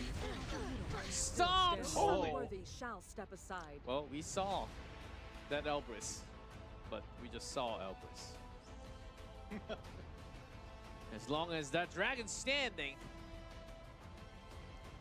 and she's also Spirit feared. Isoline does have her soul burn here. No escort on the arrow. You go. No, sends it onto the Genesis Ross. Does it kill? Ooh, But she's almost. got an extra turn.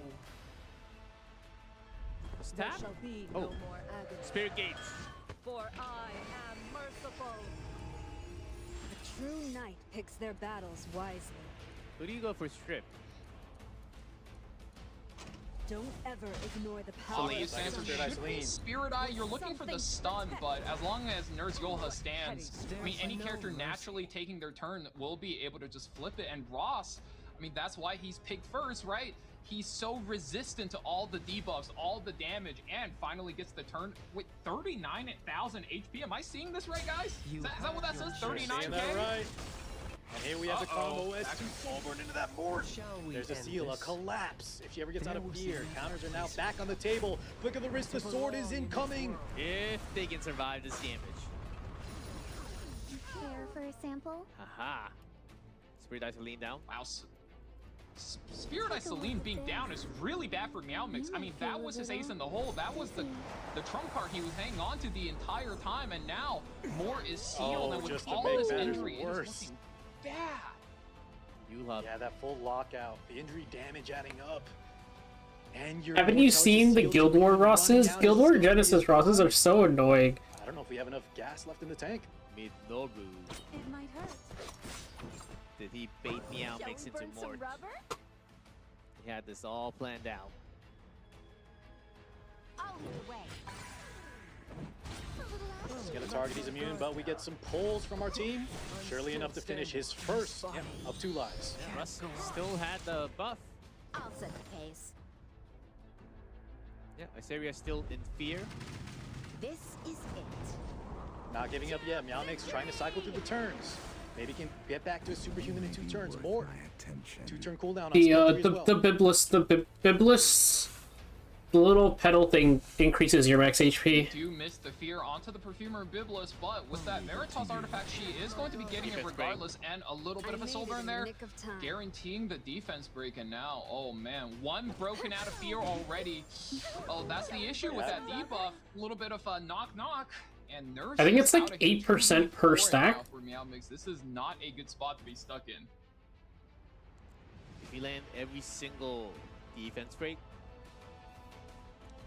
Show me what you've got. can you come back? I still don't think so. Not only that, I think you also have to get another really big S3 on for this more. Speed buff is there, and Perfumer Biblis, ooh, that's looking tough. 1 turn to that. Is it 10? I don't remember. Maybe the damage reflect is 8. Also get a lot of damage in. Oh, Here she is. oh Look at and that, the just the Iseria chip wakes up damage. too. It is getting worse. She woke up. I don't even think he needed that though, guys, to be honest with you. The Perfumer Biblis coming Kaboom. up, S2 plus S3 is looking bad as it is. Trial to overcome. I guess when I awake. Midnoru with the first win. Hello, Chameleos. He's just looking like such a smart drafter player. Everything's going up for Midnoru. The band selection, baiting out that Mort. You know, you show the hyper carry Iseria on 4. You just leave up that Mort and say, hey, I don't care if I can't counter. The rest of my team is going to do the work. Banning Arunka And was that the right immunity choice. set on the arrow wall was key there too. Swift like Sigrid Yeah, only press removes 2 Celine. buffs, so you do strip the barrier as well as the escort. That immunity keeps her good, and the moment she got to take a turn there, stuns out the Spirit Eye Celine, isolates not only the squishiest target, but also the most key target. And the moment Meow Mix was out of that anchor, he was in a lot of trouble. Now, after seeing 3 games of Midnoru, I'm just wishing that I was as smart as him. I can see the thoughts behind his picks and the reason why he is picking these heroes. It makes a lot of sense, and it's really targeted crazy against part is, the G-Clef, draft. You're 100% right. This last one was just a textbook example of how to play around the units he picked. But in the previous set, we saw him utilizing units we haven't seen in so long. So he's just so impressive at the moment. Okay. And I really want to highlight his ability to not only make good drafts, but look at his pre-bans, guys. Bans out the free run, so you can't play that like hyper carry free run on 3 with Aram and Brigitte. That's something global players have been spamming a lot. And on top of that, he bans out the Tori as well, which might signal that he might be looking for either a Setsuka hyper carry game or maybe even a Lone Crescent Bellona game, especially with the boss Arunka being in the Lunatic ban slot. Meow Mix is going to pick up the Ruel though, so not going to show his hand, playing it safe by the chest. Midnoru has all the room to cook. Okay, we'll keep those heroes in mind. Setsuka. Midnoru scrolling through. We don't even see, the thing is, we don't even see hovers. He's like scrolling through. He's like, oh, Wait, that's a really good point. What are the 2019 heroes? Like, I think his roster just goes so deep that he has so many options, so many game plans. He takes all the time he needs to formulate, and he surprised us already with units we haven't Super seen in so long. made. Thankfully come out and Ruel rebuttal. made, yep. Revivers on both sides of the field now. Yeah, I think that's something he Is that did in all you had his to first show set as me? well. And Lone Crescent Bologna comes out immediately. Second Just to pick. have that early carry, able to put Meow Mix in a bind that way. Anything Super Meow Mix made. want to play is immediately put in check.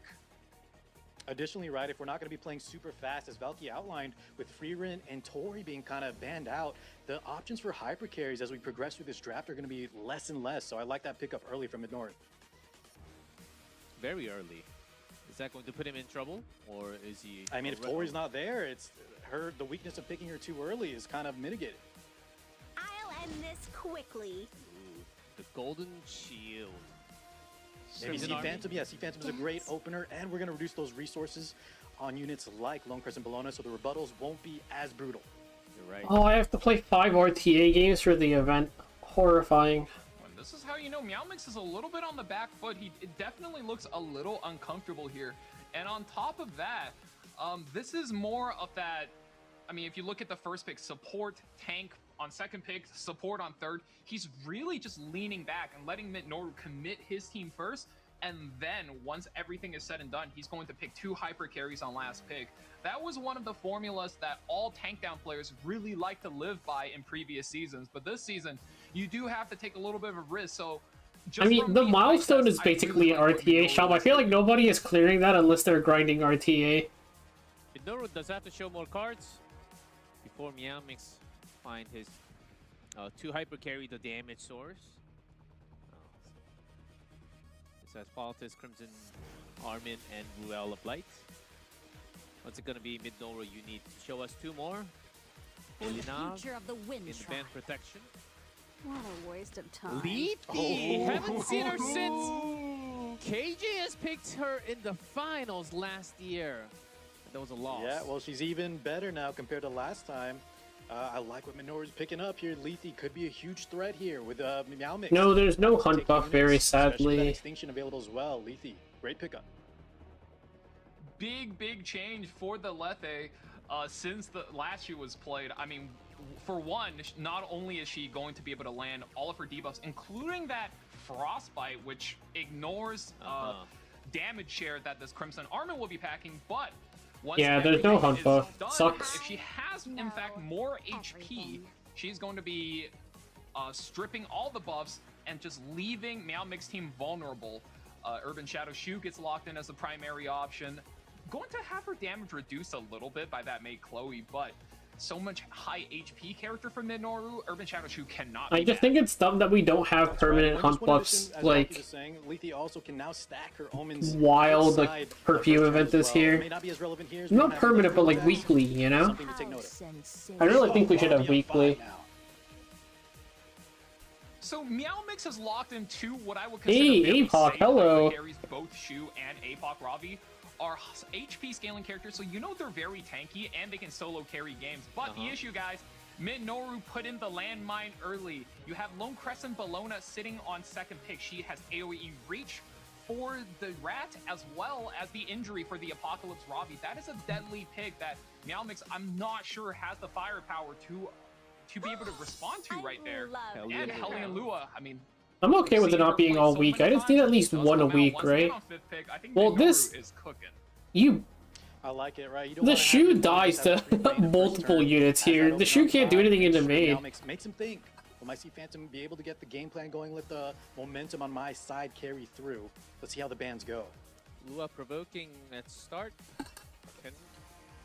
Yeah, it's threatening for Meow Mix. So it's a very slow team, except for that Politis. Yeah, you just ban APOC. Shoe can't do anything in the I main. was wondering if we have enough damage to take out the likes of APOC Ravi. We will have to worry about the shoe injury, but I think I agree with Minoru's ban there. This one seems like it'll take some time. Let's go in game 2, round 2 Straighten your hair? of our 3rd match. You don't like me? She does take I just the don't turn. want to spend 1,000 coins on the stupid crystals. Are you here to dance with me? Ooh, Meow Mix looks prepared for this. Only lands 1 provoke on the Urban Shadow Shoe, and on top of that, she's most likely on Sweet Miracle, able to cleanse it Good right night, away. So, Camellias. Sea Phantom This match is gonna take a while. You'll be able to wake up before it ends. Ah, yeah. Sweet He's Miracle, not. okay. Honestly, I don't know how long it'll take. The Lethe is gonna be yoinking stuff. Stunned. But here we go. Ooh, that is a big... Already being built up from Yes. that Lua activation. So one already on the board, end of the soul burn. Oh yeah, I have like none of the emotes enabled, unfortunately. It's time to yoink, it's time to yoink, it's time to yoink. If she doesn't survive the tempo, I think game might Here just we be over go. right there. Let's see. You're... From The the Lethe abyss. blow up. Wow, 2875 on the initial hit is a lot. Yep. Not even close, baby. Very relevant. That Lua pickup was so good. From That initial hit looked like it was doing so much already. Out of nowhere, this Korean player strips Group B, and he will just jump off and into the knockout stage in May. Wow. He is looking. No, Meow says it out. This is the winner's side. He's still got one more match. My God, the units that he is picking, the way he is drafting, he just seems like the strongest player by far in this bracket. And it was like you said, Card, this is not the Lethe we saw during E7WC. She has received a pretty sizable buff during that time, able to land those He should attacks have. on counter and full attacks. He should have played it out. Those cases where the counter attack comes No, because Leaf's whole thing is that Avarice's one, and then she could do two on her turn. Leaf's whole thing is that her yoink ignores damage share and also extincts. So you play a hyper carry comp, and the shoe's forced to attack unless he S1s with Polly. The shoe's gonna be the first person to hit and also get hit by the Lua counter. So he hits 3 stacks pretty much instantly. We got a new fanboy in the midst. Especially when so many things have been cut out from Lunatic. He has made me a fan as well. It's incredibly hard. We have a word called meta for a reason, because it is we're using these heroes among the top tier level. That's why they're the strongest, called meta heroes. But Midnoru really played outside the books today and made a lot of those formulas work against really strong players like you see Meow mixed here and Daystar as well. Yeah, I mean, it's a single carry comp, so you just yoink and then she's dead. Indicative of how good their opponents are, but Midnoru, the amount of time he takes. The hard part was going to be how do you reach her, right? Like, how do you even hit her? So deep, the brain is so big. But he had the Lua counter. I wish that we get to see more games of Midnoru. Just He's locked in. 4 games and gone. Oh my. That's sometimes what you get if you're so good like that. Already into the knockout, securing 1 spot. Yeah, but 24 is still nice though. I'd take some 24s. Among the bottom side of the bracket, Daystar, Nutria, Meow mixed will be back. Oh, you were 1 roll away. I thought you meant like 1 speed away. 22 is still nice. I'm kind of shocked. The last Lethe from the tournament wasn't so surprisingly great on screen. This is a very different Lethe. Of course, she did get some change. Maybe we'll see more changes to the balance in the future. I'm loving all the older characters, slightly getting the bump ups so they can suddenly join the meta. Well, that's Midnoru. Keep your eyes on this player as we go through the knockout stage later on in about 3 weeks. Yes, 3 weeks, because we do have 1 week of break before we start that knockout due to the balance patch. Here's Daystar. Went down to Midnoru. Let's see how he can climb from the bottom. Also, Nutria. Give him all the F-press scaling he deserves. We'll see how things go from the bottom side of the bracket. This group's turning out to be full of story and lots of interesting tags. A69. Look at that, 9-6. All these players actually in this group have a lot of experience against each other, and I love the format we have here, G-Clef, where the winners we saw locked in already is the best player in the bracket, but now we see Daystar, Nutria. Who's on Daystar's ult? Can't wait to see these players Or on his profile? Is that somebody from Fate or something? Yeah, and what we are seeing on screen today might not just be, something that you see on the rank ladder. This is they played against each other. They know each other's game. They're going to be pivoting around each other. I'm going to steal your character. You're going to pivot my strategy. But the end does get locked in, and we've seen how Hellion has dominated this group. Genesis Ross immediately. Yeah, Nutria picked better for sure, but want to take a character that is vulnerable to Hellion Lua. And if he locks in this Renaka, I wouldn't be too surprised either, because you have a gender bent knight. I don't know who that is. Isn't Saber technically gender bent? like in terms of like history and whatnot. They are picking quick. Can we go faster, please? Mordred is also supposed to be a dude. Nutria immediately. Oh my God, Okay, okay, Mildred. Whoa, whoa, whoa, whoa, whoa! Slow down. This is the power of the first pick. If you do get to go first, I mean, you're the one that's in charge of being able to swing out those speed imprints on pick 4 Oh and my 5. God. One good one. He needs one more, and potentially go for a 14 speed here. Or Maybe a faster. red Shuri. Red Kowerik? Oh my God. No. It's got to be another speed imprint, guys. It's got to be another speed imprint. Yeah, do keep in mind though, even if Daystar gets to go first here, wow, goes for a pivot out. He gets Festive Ida. Okay, that's interesting. Not sure if that's going to be enough or whatever it is. I think Nutria actually has the upper hand. You're speaking words that I don't understand. I never. The only. Okay, it's kind of fucked up. The only fade I watched was Dean Stay Night, and it was kind of mid. Interesting pick, yeah, and you can see the speed imprint being hovered. Maybe a steal from Daystar, like you said earlier, Val. A lot of these players are kind of trying to predict what their opponent might take, and there we go, Coley double imprint. Everyone loving that Coley. Not just for the imprint, she delivers so much damage too. Oh yeah. Also the fact fast. that she has an imprint and she self bridges and she's fast, that's not okay. That's not fair. She's almost a perfect partner for like your Renok and Zeo players out there. Immediately banned out as well as traded out for the DN. So Daystar, this is gonna be a tough call. Like, he got to keep the speed imprint in the Vildred, but this is a Renok we're talking about, guys. 1% off! Heliolua. It was enough. With the Yep, let's imprint. ban Diane. Why did he not? Barely wins. I'm popular. You're better off keeping your mouth shut. The provokes. No, you're All three. Uh-oh, and this is One? what's gonna start. 2, 3, 4. Let my guard. Could I Ooh. give you a hand? Wait, you get to proc the Vildred S2 off this, right? Vildred right there, like he would have hope, but Soulburn here is going to activate his Vildred, and now, oh, things are going to get a little bit wild out here. The new Green Vildred. Here we go. Yeah, attack Bending above, blade. up, ready to roar. Sends it in.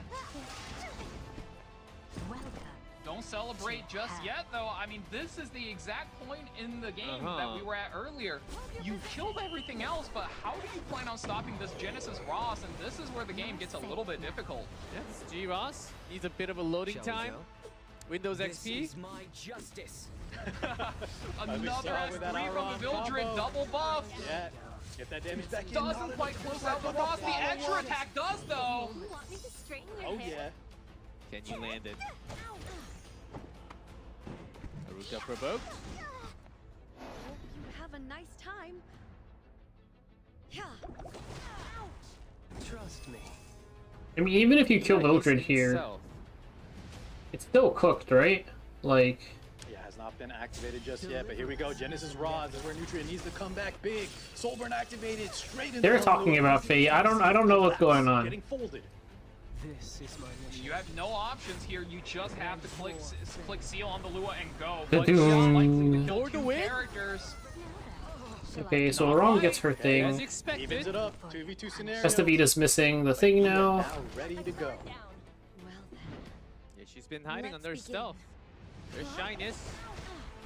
Activation. The stun, Evens make as the well. proc it. He really needs this to just one-shot the Boss Aruka if he wants to come back into this. Does it? Oh Boss my Aruka hangs God. on. I mean, it's a fast Ida. Underwhelming there for Daystar. Hope you have a nice time. Yeah. He's trying hit by hit, still mercy. doesn't close it She out. Boss still Aruka hangs on by not even a pixel. The one who hurt my family. What's And in these 17. turn economies, when it's down to the wire, this extra turn could be so bad for He Daystar. can't kill the Aruka. He's getting gear gapped. You hate to That's see right, it. G-Left. Look at this. This is so much damage that he wouldn't have had to take. Give you a hand. Just wait and see. That's gotta hurt.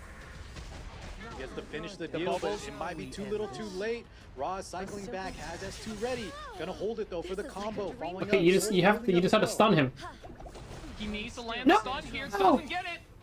Ah. You had your chance to repent. Silence gone.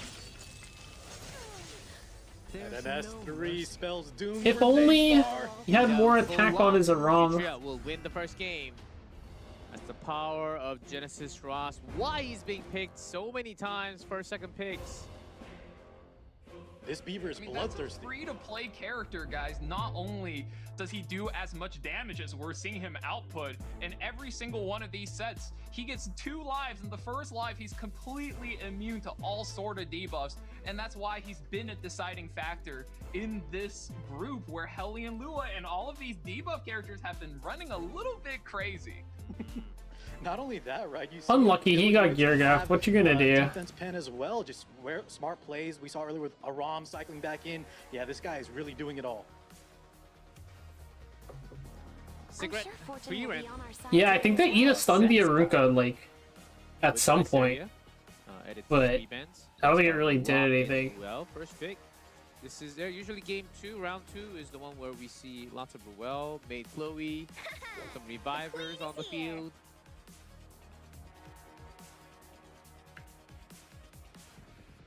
Just have that safety net. Don't let your opponent have HP as well. Ken Tori comp, taken that's early. crazy. Very, very strong unit. Exactly, Clark, because yeah, as much as you know, you don't Is it on wanna global or is overload it? on Let me supports check my and stuff phone. like that. If your opponent gets multiple revivers, I mean, if you kill one guy, they're gonna get revived, and then they're gonna revive the next guy, and then that guy is gonna revive the next guy, and it never ends.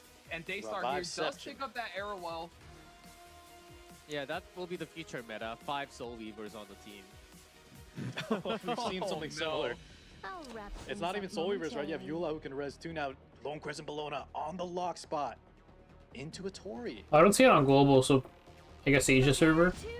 Brigida on whistle. Narmin? Oh, so you go 8 hit. That's interesting. But It's that. hollow And you know, justice one interesting at thing to best. note here Oh, is it's 7? despite seeing both players essentially playing a very similar tank down style, this is the difference between global style tank down and Korea style tank down. Daystar ban protecting his Lone Crescent Bologna, going for the hyper carry on 3, whereas Nutria almost always going for a tank on 3 where he can. So really shows the strengths and weaknesses of each different style, even though these drafts tend to play almost exactly like the same way. Good point. Good point, Valky. I love that analysis. Yeah. I would say Korea's style of drafting, though, a little bit favored today, as we've seen, both from Nutria and Midnoru. But let's see if it pans out in this round 2. Nutria does have Tori, but can be banned. Remember, Tori's not in that ban protection. Better anyways. Luca against, I mean, 7 hits is 7 hits, right?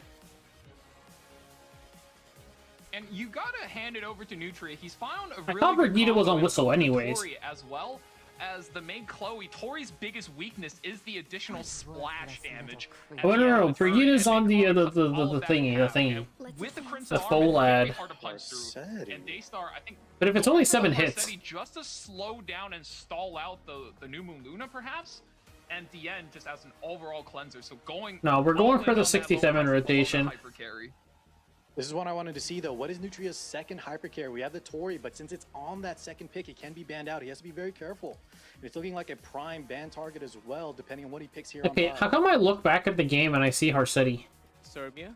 Bird trashers are Locked. welcome.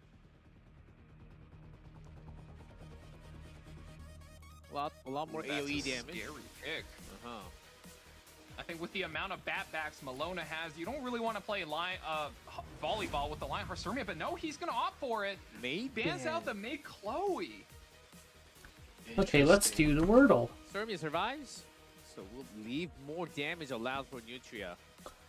Is Daystar okay? Does that Ruel? And Hazamarei might add some chip damage along with Bologna. Is it going to be okay though? Tori's got single hit. Serbia AoE. She also has that hit buff, right? Very relevant into the likes of Lone Crescent Bologna. New buff. We'll see what happens. Although, I'm imprint circuit capped. It's cooked. I don't want to spend the 1k coins. I mean, look at that. This is a Hazamarei match. She is going to be going first. So every other character will be set to 90% of her speed, and the speed RNG is really what decides the fate of the match. and I think both players like their odds. Going for it immediately, Lionheart Sirmia will be waking up, and the Tori is left with very little HP. Those who stray from the path. It's a big turn on the arrow wall. She needs to decide who to stun. You have two good targets. Luna and Lionheart Sirmia does take out the Luna. Good trip, good stun. Lionheart is activated. We need the damage to be big here, though. Look how tanky the side of Daystar is behind the Arwell. You have the Ruel backup, opting to just S1. Fortune will favor us. Wow, and that is so safe on the Lionheart Sirmia. You have the ultimate ready and available. Oh, a little bit of duel. You do not want to see that on your Tori. What the? Oh, she goes Yeah, before Tori does. did not favor this Tori. 1% difference. And she's gone. One of our DPS just like that. Knocked out. That can't be good. Yeah, before Armin's protection. And there's no main Chloe here. No use. So it's all up to Sirmia. That's so depressing. Going for the S3 That's on the so Heart. Some depressing. of these buffs, and do they land? Does land on the Luna. Guys, is this okay? You also Or is had it just- such it's just bad. I know she I does don't know. damage, but Daystar has so much You had tankiness. such bad RNG on the speed RNG too, right? barrier. Oh my god. Yeah, the escort taking all the damage. That's gonna take a while now. She wakes up again. It I think was she like gets another worst S3 right possible here. RNG At least there's a on rush, the right? worst possible RNG on the Now, speed RNG. correct. After And then he this, got she's gonna dueled. get Game another 1, wake his up. out RNG was So really much. bad. This Airwall is tanking the S. Or Game is one- now holding. Oh god. Game 1 Airwall Daystar's stop, RNG was stop, really stop. bad. A lot of damage. Does she wake up again? What's happening? This Airwall's He has hanging another on for dear activation. life. Yes, but we still have some amazing supports ready for Ruel. All skills available. So even though that looks bad with how many turns Lionheart is taking, I think Daystar is in a comfortable position thus far. New Moon Luna, though, coming up next.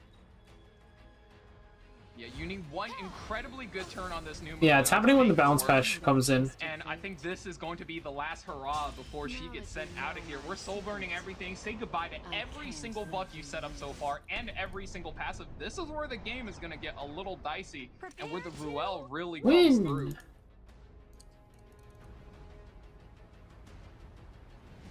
Crimson Armin. Provokes. Good provoke landing. Aren't welcome. Forget the why. Third ultimate from the what is this, Lionheart number Sirmia. 4? We're coming in with a big AoE. No more defense buff. No more escort. Does hit. Not enough damage, I'm afraid. That's not looking good enough, especially with the Lone Crescent Bellona sealed. Did he bring down Bellona? You don't deserve my Going mercy. pretty low. Do I A little more damage coming in. New Moon Luna S2.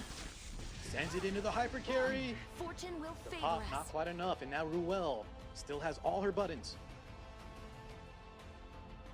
And this is where you really start to feel tempoed out as Nutria. As much as you would want to go, we're immediately dropping the S3 on the Ruel, just respecting the damage from Nutria.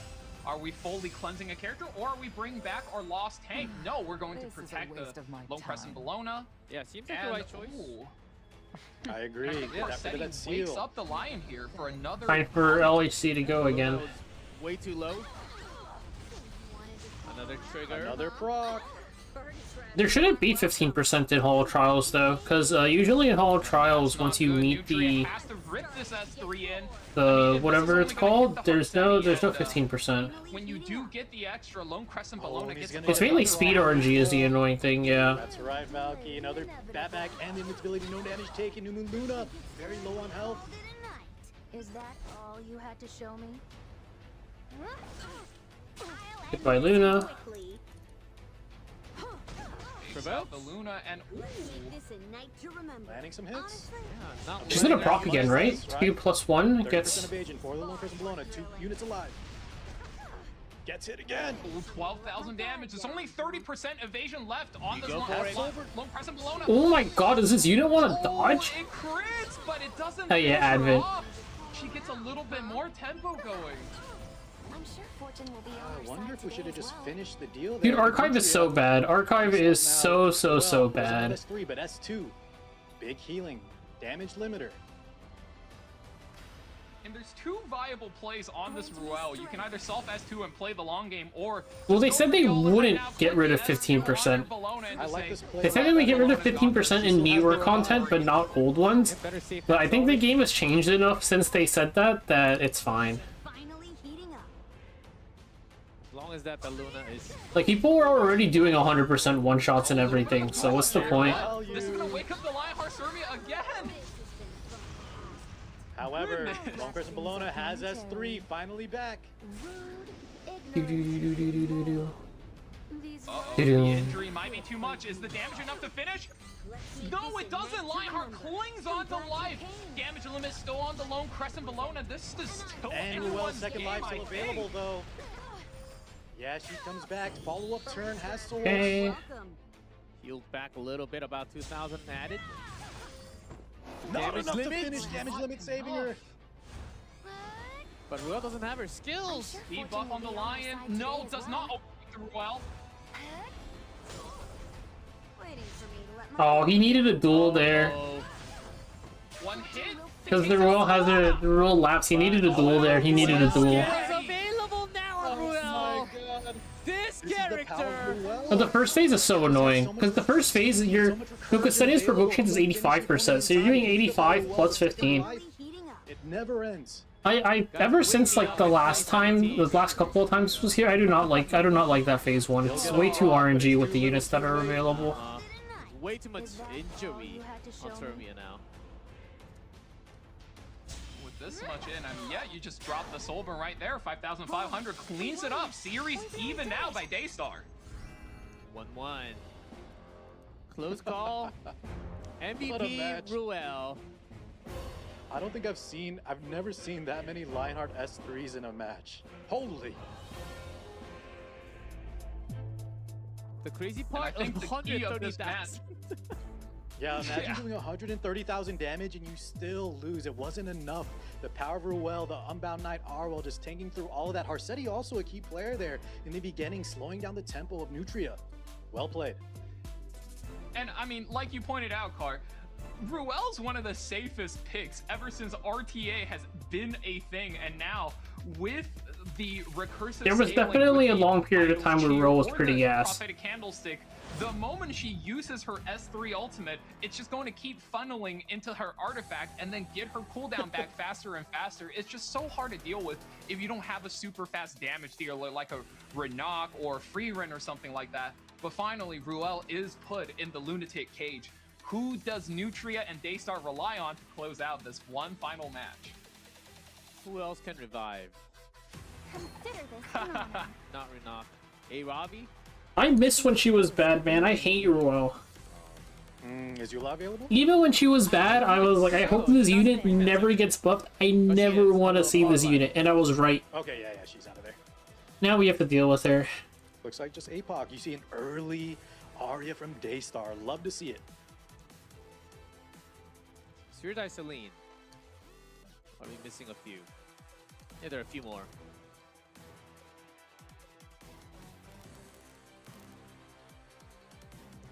Nutria. What do you have along I with? love that we Renok? went to round 3, boys. 1-1. So exciting. You called for me. Time to I'm ready for a lot more of this tonight. Oh, and there it is. We're taking away the Aram. Whenever she goes, I mean, they have to be set up for a big play. And give you you know, a instead hand? of going for like a Litica or something, goes for the Sea Phantom Politis. Daystar is love for Festive Ida twice in this match. Game Both of one these and players, I think, like Festivita, G-Club. We did see, though, Daystar's Festivita wasn't strong enough to close out the match against that Roz in a previous match. But let's see, this time around, a lot of different story. Being picked on 3 instead of 5. Celine, oh my god, both of these players. I think it was Nutria, right, that had the Celine last time around? Oh yes, in the previous second match of today. And you really gotta like the way that Daystar is trying to trap the Sea Phantom Politis. Celine is able to react to all sorts of non-attack skills, whereas Festive Ida is looking to have her stealth stripped on purpose by the Sea Phantom Politis. And I think I can understand why a lot of these guys really like the Festive Ida, because for a slower player who wants to play aggro, she's just so useful. You steal the turn away from the faster player. You strip all of their buffs, defense break in silence to take away their agency, and it's just Her so buff, much before her buffs, I mean, she was still usable. It was just, she was a lot worse, so really niche. The Aram got picked. I'm at the scene. I was not expecting. There we go. There it is. That's the green Landy. That's what we were counting on. Not the It's so Captain funny Landy. though. I've seen Green Landy picked a lot in this meta, which you'd be surprised a bit about, but not in a scenario like this. Typically against something like maybe a Dien, also very strong into sometimes like Perfumer Bibless with the amount of buffs. As Landy's skill 3, right? Really Oh, okay, man. No, I don't know about that one. What is happening? These Nutria Korean is a players man are really after my busting very out. own heart. Those are characters. Okay, so he has to ban Arya, right? Since 2022, and of course, Bellion does come out as one of the strongest carries against them. But oh my goodness, Nutria is cooking this What? draft. Dude, he is burning the kitchen down. Let's see. Let's see how this goes. What is he supposed to do? Man, what is he supposed to do? What is a stealthed up hyper carry characters? The only thing I think he's missing is one very strong tank to hold it down up front, but maybe this Aram is on a special build. Maybe she's enough. We'll have to see. Well, why did he ban Landy? We have the question from Valky. Well, Let's see round 3, the decider. What? One player will be out after this. time to Why would he not ban Renok? Fast. This Arya is on Prayer of Solitude, not on the. What is front going of on? Scorn, so she will be a little tankier. trying to get away, are we? We can't outrun On Drops the Illidan. S3 early on the Renok. Not doing too much. What is Landy supposed to do into this team? Mostly, you're playing It's into the Festa splash Vita as and well as Empyrean the Owen value. this will hurt a little. You didn't Oh, do right. soul. Wow. But we'll trigger In a bigger. flash. And That's I expected Tenebria. That's an interaction I haven't seen Oh, in and years. Grand Renok's entrance, reveal, that grand can be exit. good. Go back in history books. It's too Oh late to my say god. dare. Okay, it literally doesn't matter. What the fuck was that? Oh my goodness. Let's go, Daystar. I Might can have cooked a little kind too of hard on read that one. what happened. He was just, you know what? He was doing it Midnoru to pulled increase out the lots number of interesting units old picked. characters, so I should He be was able to do the making same he was as making the Renekton. tourney look better. Oh, Oh shit! I forgot to update my stream title. Whatever, I'm leaving it. this. I'm leaving it. This is the Epic 7 World Cup. I mean, he had an all-in strat, right? Like we were discussing. He's going for the aggro, the very fast plays. Procs the Celine. It goes into that target that we don't want. That Spectre Tenny. I haven't seen that in years. And man, everything fell apart. Oh so god, that fast. match was so funny. S10A is still incredibly good in PvE, okay? in PvE, okay? Yes.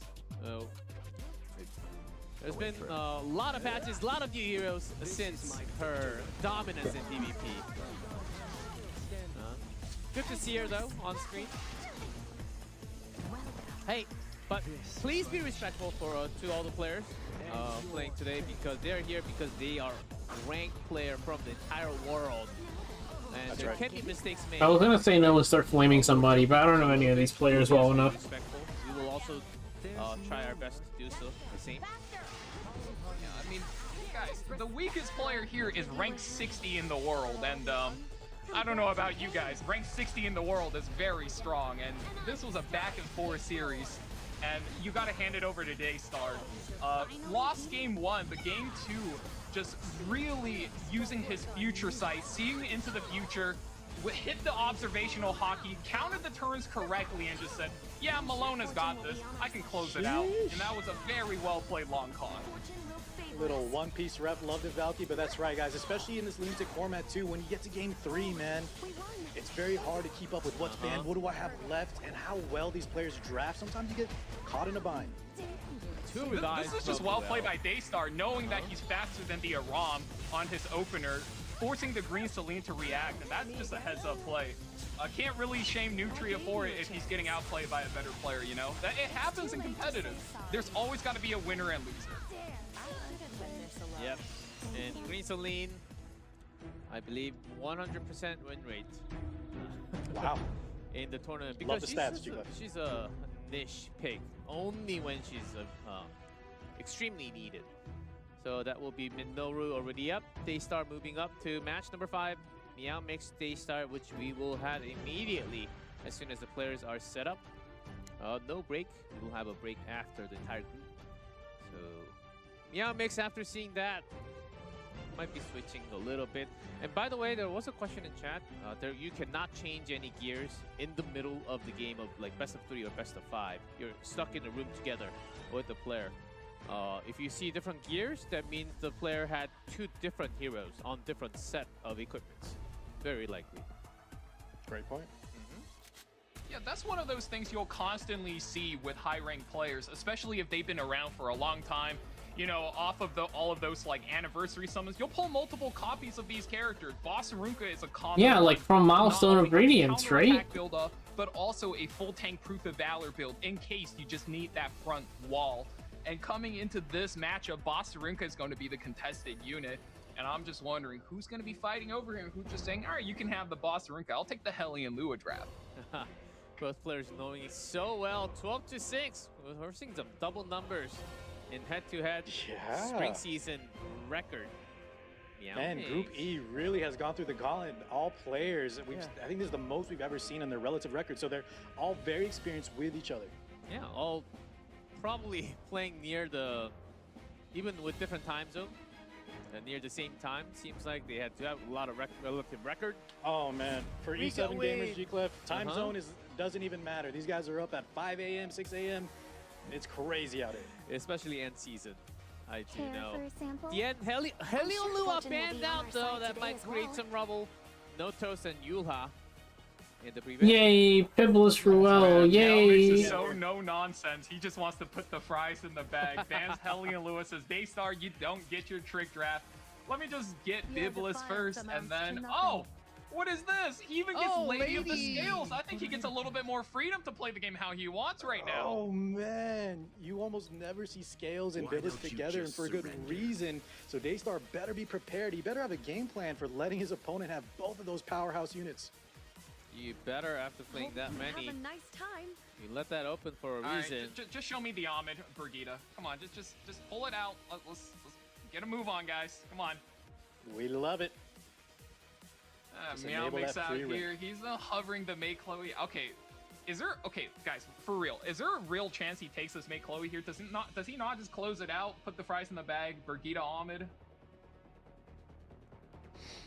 You know what he's thinking? He's he's cooking. May. I mean, I guess he's playing a slower, longer game with it. Yeah, maybe a little bit more of a kind of safety net. We've talked about the power of Ruel and May Chloe. Doesn't want to all in here, just in case. Oh, there's already Lady of Scales. And made on top. Oh. Oh my gosh, show it to me, Meowmix. We've seen this guy picked on 5. This world's existence. He almost E-Corv. Oh man, Dark Corvus does get taken out here. And, I mean, Zahak. let me think. Really? There's Target? no way, right, guys? There's no way. Target? Counterpick? I don't know. There's no shot though. Setsuka. That's more like it. Setsuka last. I think that's definitely more likely, and I think Dark Corvus is an easy force ban. Oh, he's leaving bans it the up. Maid Chloe. Dark Goes for Corvus the makes hard it through. ban. Might be a Dark Corvus game of all time, guys. Hang on to Yeah, your you look at seats. Daystar's team. Do you have enough to take out Corvus here? I mean, you do get one turn of silence with that Festivita, but afterwards, you know, how do you stop it? Because the game plan with the Corvus is simple. He gets his turn, he drops a Soul Burn, and he knocks out one unit at a time. Boss Arunka has to be able to hold it down here if you don't have any form of penetration resistance. It's time for Yeah, the look at support. Corvus. You have the Scales and the Biblis. My god. Daystar has a lot to chew through here. Zahak has like decent Guild War usage. I use him quite a bit, Full team but silenced. not really necessary. There's a Gotta get billion lot of ways to sense, hit a lot those of advantage comps. here during these debuffs. And have a Because once he sets up, Meowmix is going to look like a terror. Oh, and there, early scouting information, even though you don't get your game plan off, a little bit of a dual attack, not too much value, but you do see you are chipping down those Proof of Valor stacks. I mean, at basis, reduces 30% damage, which is very proficient at holding back the Dark Corvus. And here, dropping in a little bit more, she's ramping up the damage. There's free rent. A little bit of a S1 action from the free rent. Do we see a Crown of Glory? Crown of Glory on the LRK, draining 10 souls from the free rent. Yeah, he's doing one-shots, that's good. He does so much damage. We haven't seen this in a while, guys. Rare Lady of the Scales game. She is activated on the bird's eye view. Here comes Corvus. 41,000. Oh, POV. 41k.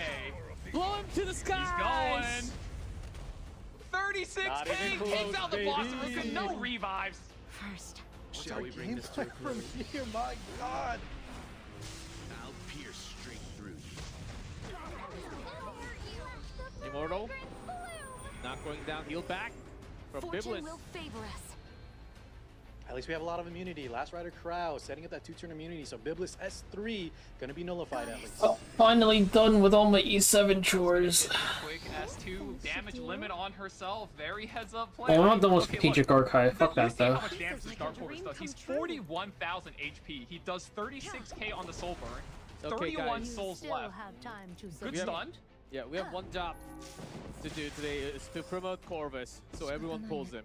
I mean, I think this is already a great showcase for And him, on man. top, guys, he can't be Leave this stunned. guy up. He can't be stunned in this stun meta.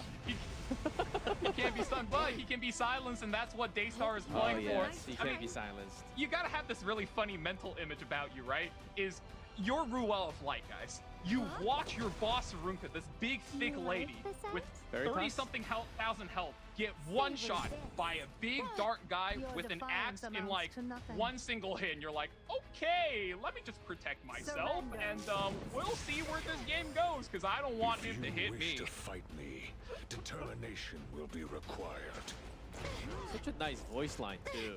I'm sure Fortune will be on our side today as well. Ah, this You know Ruel. what, Jacob? I'm admiring him as well. It's been a minute. It's almost like this is Guild Wars, and we are just going through the motions, getting ready for the next Corvus S3. He's gonna knock him down slowly. Oh my god, he brought us the... Yeah, he literally brought us the Guild War comp. Come on, man. Ida maybe. Last Rider Crow S3's ramping up. I still don't think it's gonna be enough though. Ooh, we got a death break. Nobody take advantage of it. We got a death break. That's a little bit scary. And now Biblis gets to play the game. S3 is going to come through. Oh boy. And the injury is going to start slowly stacking up over time. Damage limit might not even be able to protect this Ruel. Oof. Oh, he's Please be setting it in. patient, I mean Right Guild about War. Corvus, but you still have this free run looming in the background. Still able to do big damage.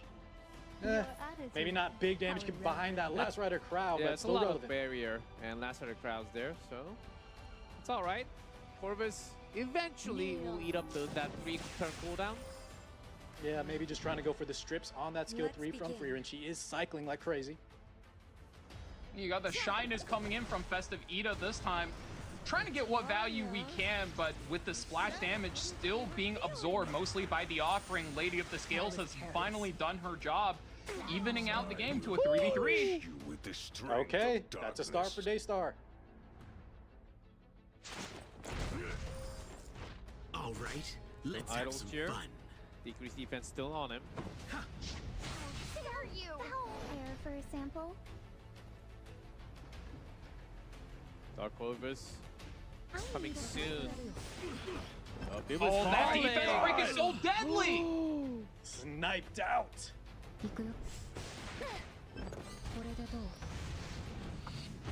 But Ruel's been holding. Oh, and yeah, you were worried about the Corvus. Fortune will Okay, now she gets to revive.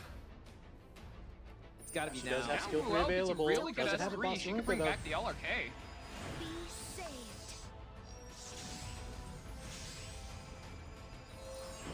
This is like a On dream come invincible. true. And by the way, there's Ida. This scent should 1-turn do. decrease. Decides to proc the Corvus now just because he has invincibility. I think Meow Mix might just say, no, sir, I insist. You go first. Hit. Could I Goes give through the you a defense hand? break. I thought for sure he would have just hit the Ruel or something, activate the Idol's Cheer, and just start pushing these characters out of their invincibility. But no, you cannot stun the Dark Corvus, and I mean, he is coming.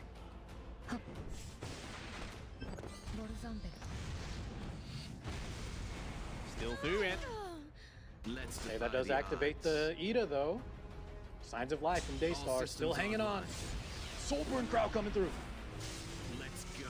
mean, props to Daystar for not giving up on the fight. He gets this in. Almost drops the free run, triggers the Biblis. Sustain's gonna keep the team there, and GG gets called. Meow mix. The next hit from Corvus. This is global on global crime. No. Less job to Ruel. I think Daystar felt that he was gonna get scratched, eaten up later on. Anyhow, called GG. Good. It was just my God, the win for Corvus tonight. Oh yeah. That's why you usually see him banned out, right, G-Cliff? Because when he's left to his own devices and you don't have that direct damage, look how tanky Daystar's team is. That's what happens. He just kind of goes through all his turns and eventually knocks out your entire team one by one.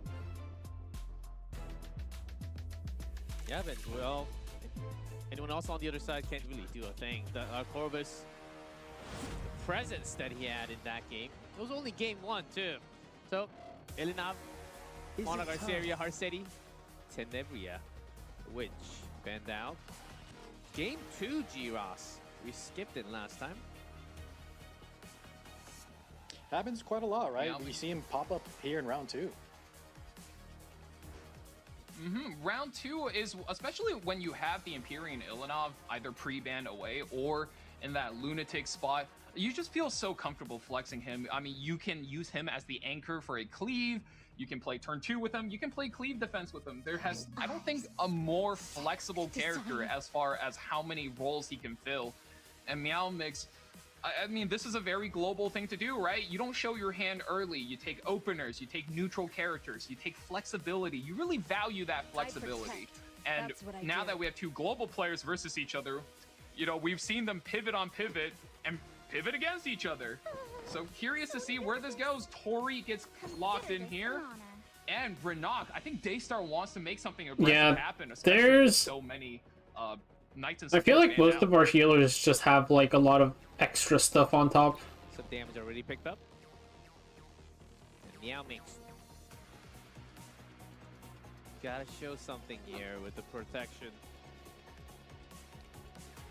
He has a tank on 2, maybe hyper carry on 3.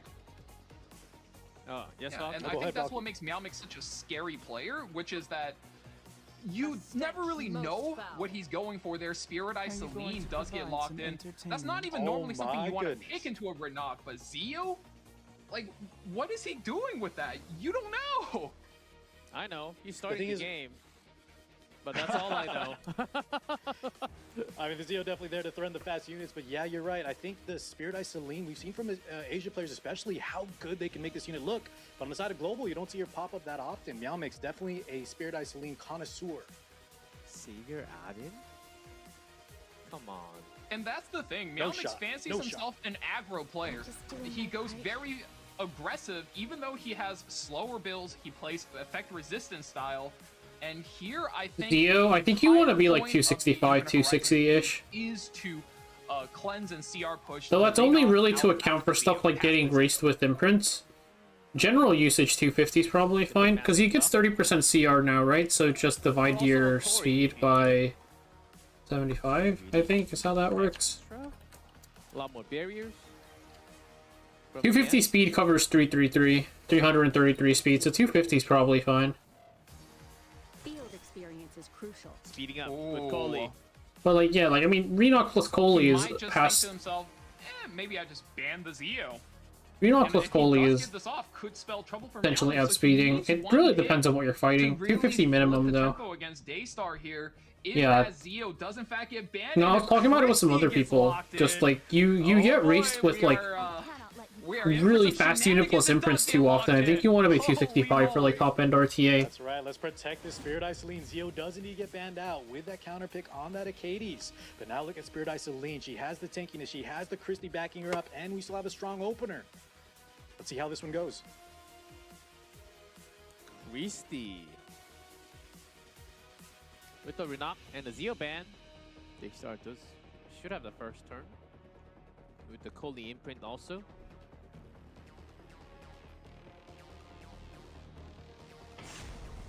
Let's see, game 2. Can Meow win? Take his victory into the knockout stage. With worst case speed RNG, yeah. Back take the first turn. We're looking to pilfer the Spirit Eye Celine, but without any Taga Hell's Ancient Books, we'll not be able to soul burn that to guarantee the strip, so she still retains a very big barrier, and that's going to go very far in keeping her alive. I mean, we're jamming all the damage in we can, and I don't think Daystar's making this pick early. Yeah. Those units that have those S2 passes where you can't take X amount of damage just scale so well off damage share and barriers. Coley, up to bat. Good stuns. But that's the power of the Christie. Look at that. We enable our hyper carry to get through all these fast debuffers. Keep the Celine alive, and the team, for some duration, is able to sustain. Immunity gives her the first soul burn. Looks like we're all inning the Tori from the get-go. Oh my goodness. Was that very aggressive plays?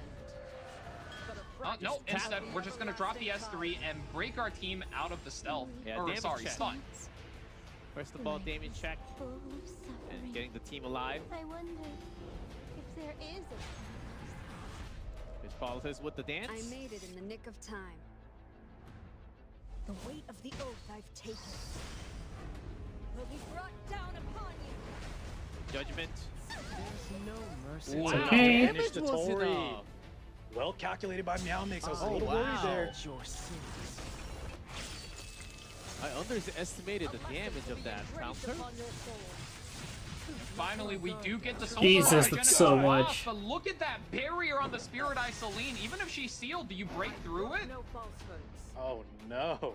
These barriers are so good. And look at that back again. Spirit Eye Celine, 3,000 health. And Does 3 so million, much damage. 3 million barrier.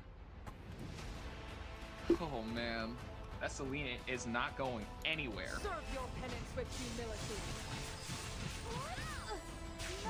here to Oh. dance with me. My goodness. There's Genesis Ross, but we have Christie, ROL still. Dual Attack City. Stand I've made it this Sacred. far. I won't lose. You send the Roz home, and now the Roz is no longer immune to debuff. The Provoke plan. Uh-oh. Oops. Ah! Going his way, just setting this plays up beautifully. The Christie value, incredible. There it is, GG. Wow, the 2-0 Meow Mix. Mix. Congratulations. Through match 5, we do have the 2 winners from the group. Midnoru and Meow Mix. Oh, what a group. Love those picks. Spirit Eye Celine looked like she could be in trouble, and that's exactly when Christie strikes. Man, with this many heroes in the pool, sometimes we forget that those characters are there. But Christie, we've seen Leafy, Zio was also banned. Yeah, really I cool think game. that You really profile gotta card dig said deep. it all, though. I mean, he says, please be patient with me. I am a Guild War main. Game 1 here, completely hard carried by the Dark Corvus. Absolutely no respect put on his name, and just look at that damage output. When you have so many tanky characters, yes, you can survive. Okay, let's stay up for the even if second Leland group. makes Might a as well. Here, you can just revive them, but you never have enough damage to really close out that Corvus. And that is a Guild War classic. Absolutely swinging out of game 1 with that pick. And even in game 2, So let's I not would take even away argue from Meow Mix it's- that he has to set up that draft, right? Otherwise, we've seen time and time again, you just ban out that Corvus on 5, but he's always put the 4 and 5 to have a must ban and put his opponent in a precarious situation where you have to pick between a rock and a hard place. Exactly. And in game 2 here, once again, we lean back onto the Guild War technology and get the Silvertide Christie out, giving our Spirit Eye Celine enough effect resistance to just completely cheese out that tactically. Very well played. Loved all the games from Group E. The Midnoru and Meow Mix. Also, a huge shout out to Nutria and also Daystar playing it through the group. Thank you so much for coming all the way, depending on your time zone, playing all your hearts out. Hopefully to see you again in E7WC. Midnoru Meow Mix will be the 2 winners from the group into the knockout stage. Now I'm thinking, if you give Salome to Midnoru, He's gonna pull out some 300 IQ move that we cannot think G-Clef of. loves Midnoru, but you're right. Salome is that kind of unit that the He's going smarter to you clone are, the more buffed up RV and the destroy possibilities are the endless with that tournament. character. Destroy the tournament. Well, Salome, not allowed yet, but very exciting to see a Ditto in the Epic 7. Oh, we'll see her soon. Yeah, soon, very soon. And yeah, buy That's that such time a because funny for the nickname. rulebook, it's also available. The rulebook's available for everyone. You just have to search E7 Masters, and you can download the rulebook. From what I know, everything until May 14th, everything beforehand. So until May 13th, everything beforehand, all the hero artifacts, the balance change, including, will be allowed for the knockout stage.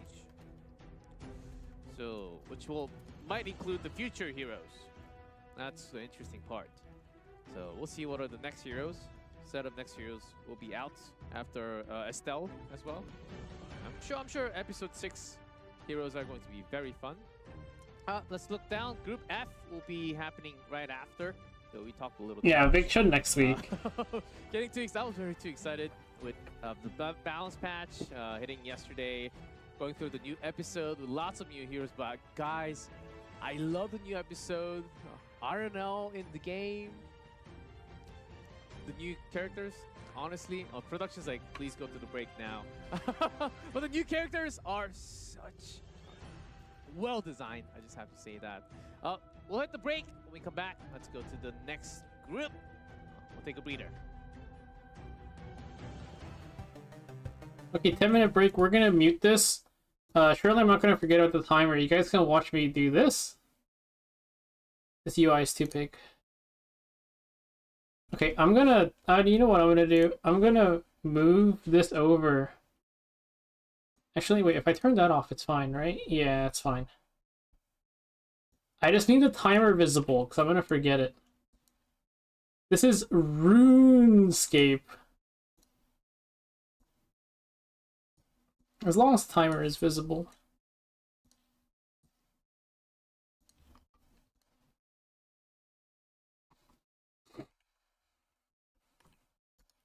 I'm not used to my screen looking like this. Shit, this is kind of loud. Where's that tank one?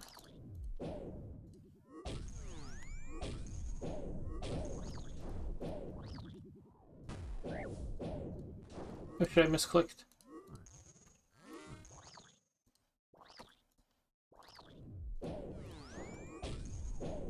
It's pretty fun, nice and grindy. Oh shit. I was gonna do the thing. Back up. This is leagues though, it goes by pretty fast. Ow.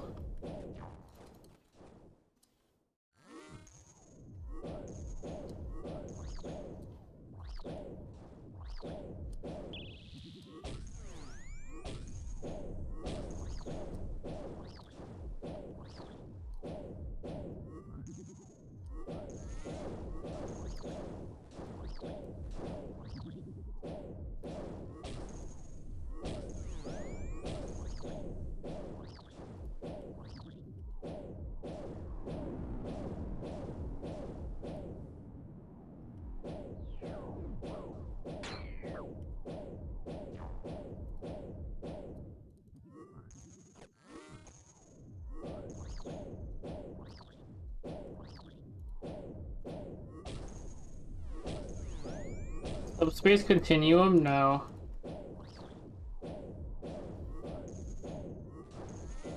Oh, I'm on the wrong tile. Ow. Bunch of damage for fun.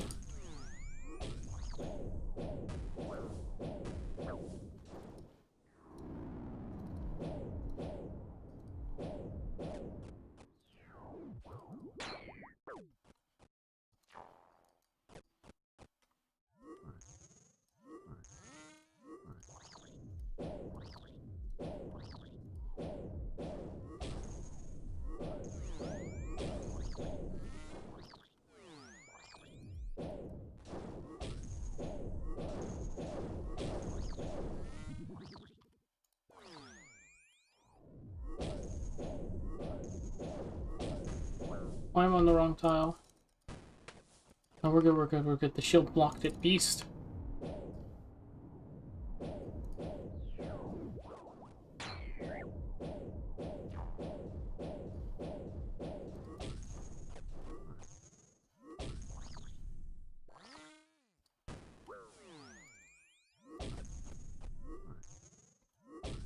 Oh god, I'm way too tired to be doing this, boss.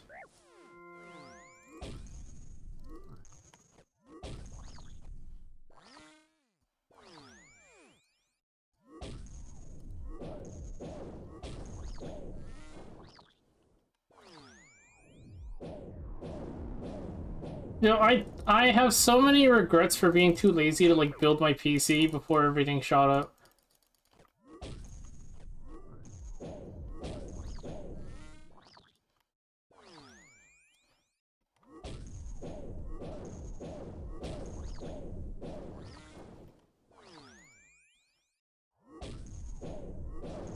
Like, it's so expensive now. Oh shit.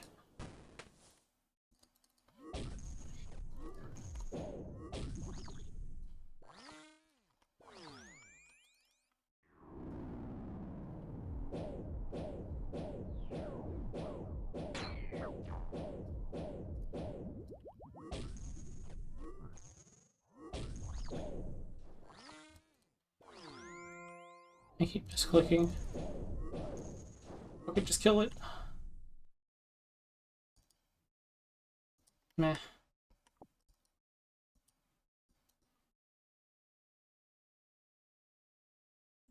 Oh yeah, I bought my SSD, like... I bought like a 2 terabyte SSD for pretty cheap before everything shot up.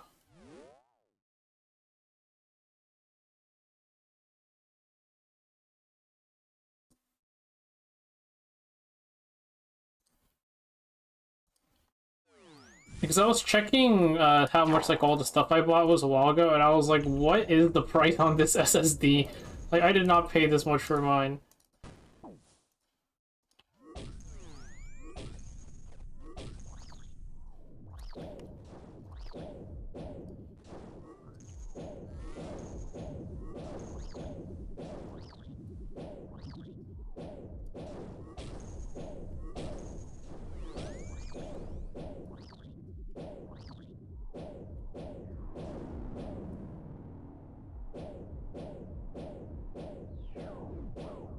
Timer at 4 minutes left.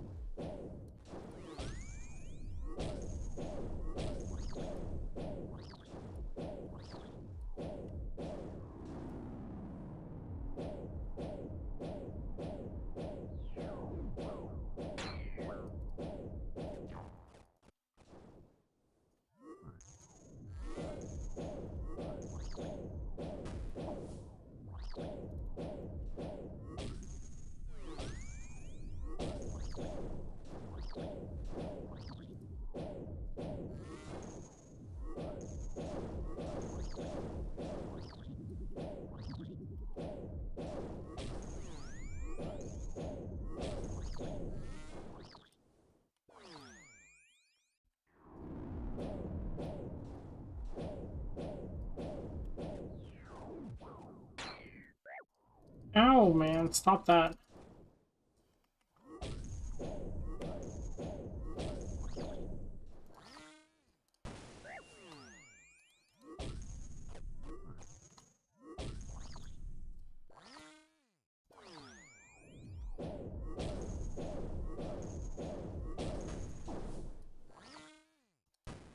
Oh, I died. Unlucky. I'm too tired for this.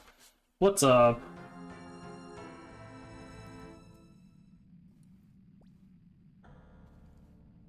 It feels so weird playing at this resolution.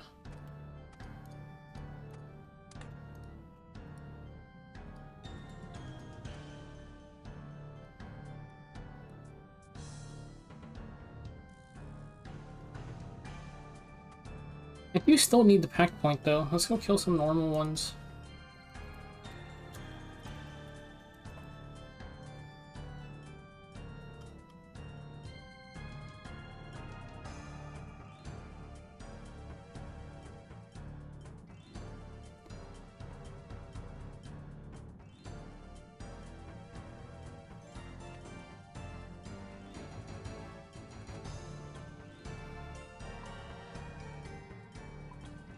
Are we back yet? It's really only going to be E7. I guess I might pick up anything else, but nothing else has really interested me that much.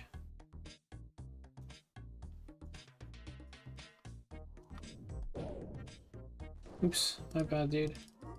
I mean, I played TZN for a bit, but that game takes way too long to play. 1 minute left? Okay, we're so back.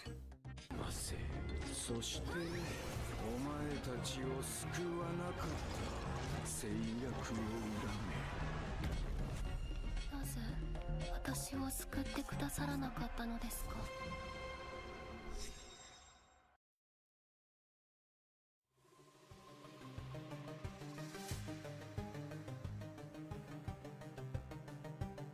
No, I mean, they're completely different games.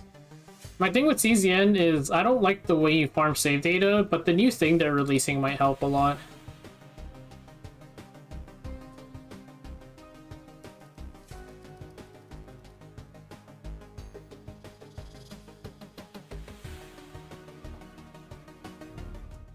Welcome back everyone to E7 Masters. Now time for a brand new group. We went through the entire Group E. Now time for a fresh reset somewhat into Group F. Brand new set of players coming here. And let's see, because my hype is still up there because of the matches that we had today. Without further ado, let's go straight to the groups and see what we have. Or before, do we have anything crazy? Oh? Waiting for the groups. Let's go. Oh, I knew it. Ah, there it is. I knew there was something. Ta-da. For those asking, do we have another group? E7M Live drop 7. E7M Live on the dash drop 7. Keep that mark. So we have 2 coupons today. Wait, I gotta update the thing. Yeah, he is. Guys off guard. Shit, what was the code? Got him. Yeah, copy paste and the prediction. Oh my god. Woo. Single digit for all 3 except for Hazamarei, a big name in E7WC, of course. Yeah, can't forget about this ID. We gotta add this to the thing. Slowly, Tetsu, of course. Watch out, because I've seen. I'm also gonna remove the spring thing. On these players, and We gotta add this to the thing. Hazamarei doesn't have name value on himself, but the other players, of course, all coming from the ranks in the real RTA season. So there's no player that's in different tier. So yeah, with that aside, just keep that in mind though. Keep that in mind that Hazamarei just got a lot more votes overall.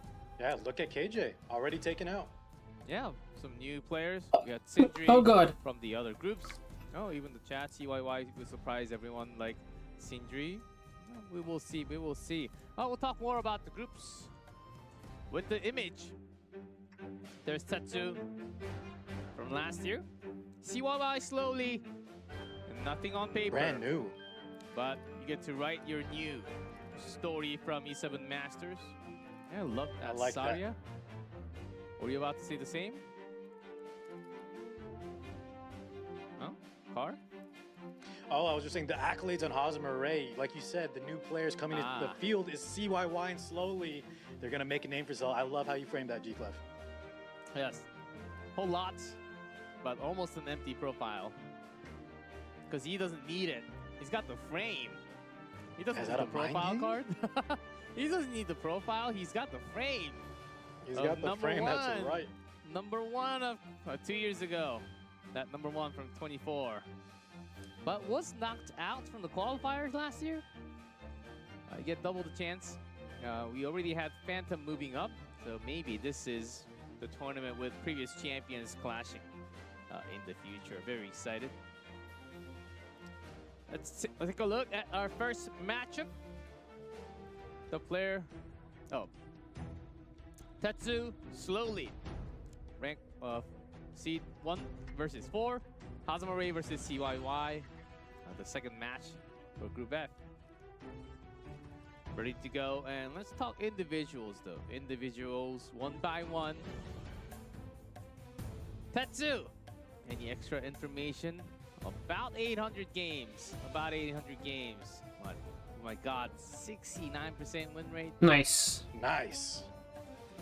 And a He's free player. ranked 7 coming into this season too. And the one thing I want to point out is that hyper carry free run third pick draft we've been seeing so much. Everybody's been spamming it, especially if you've been playing RTA ladder recently.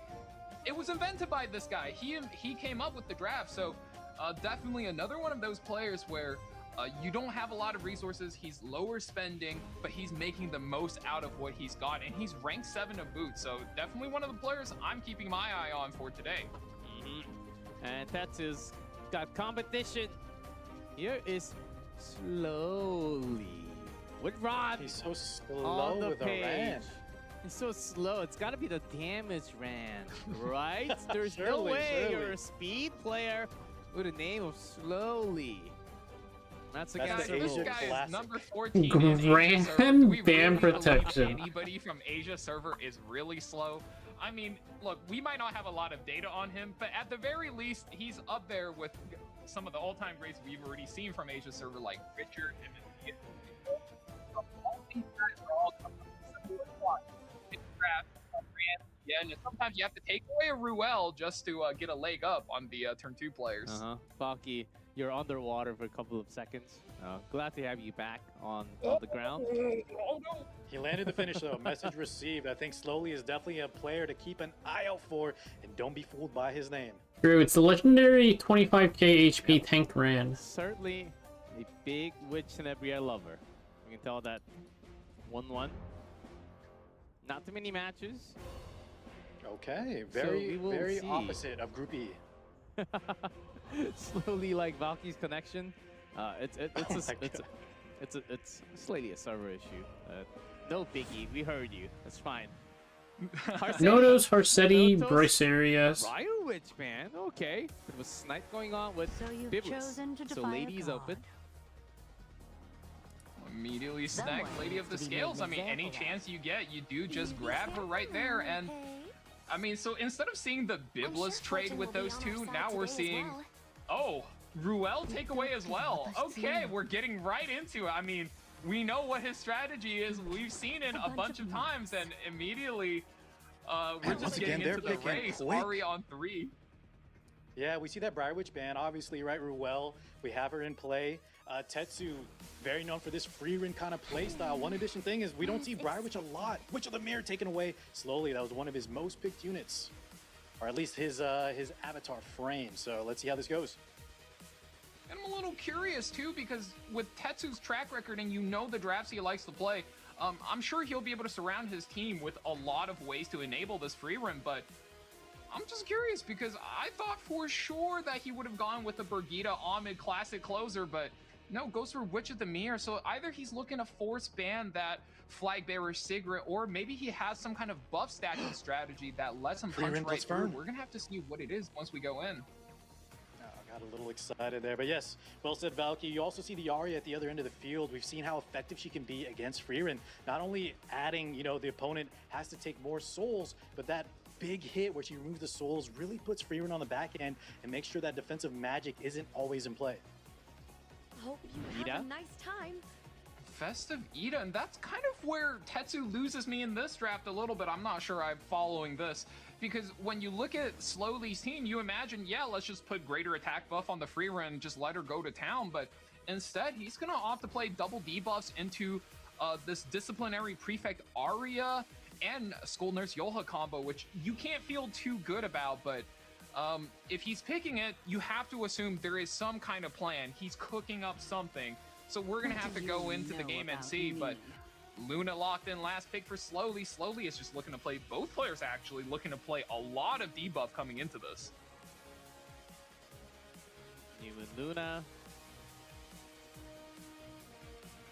Let's see, we got some speed on the left. But Lady of Scales plus Luna Ruel combo. That's the one that I'm keeping my eyes on. Seems to be scary. That's just a lot of protections over there. There we go. Yeah, Hey, pretty standard stuff for game one. Protection has to respect the damage when you have those debuffs available. It was an interesting pick, but that New Moon Luna has to be taken out for sure.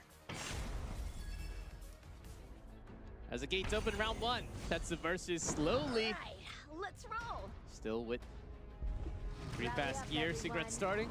Where the banner leads, you This is where the game is quite scary. Slowly does take the first turn. We're pushing everything back. Lands 4 fears. So you have to wonder, what was the goal with this Witch of the Mirror Tenebria? Because now you're losing so much tempo with her if she doesn't get the game plan going. Aria already. Oh, that's our game plan, Valky. Oh, never mind. Just through the RNG of fear.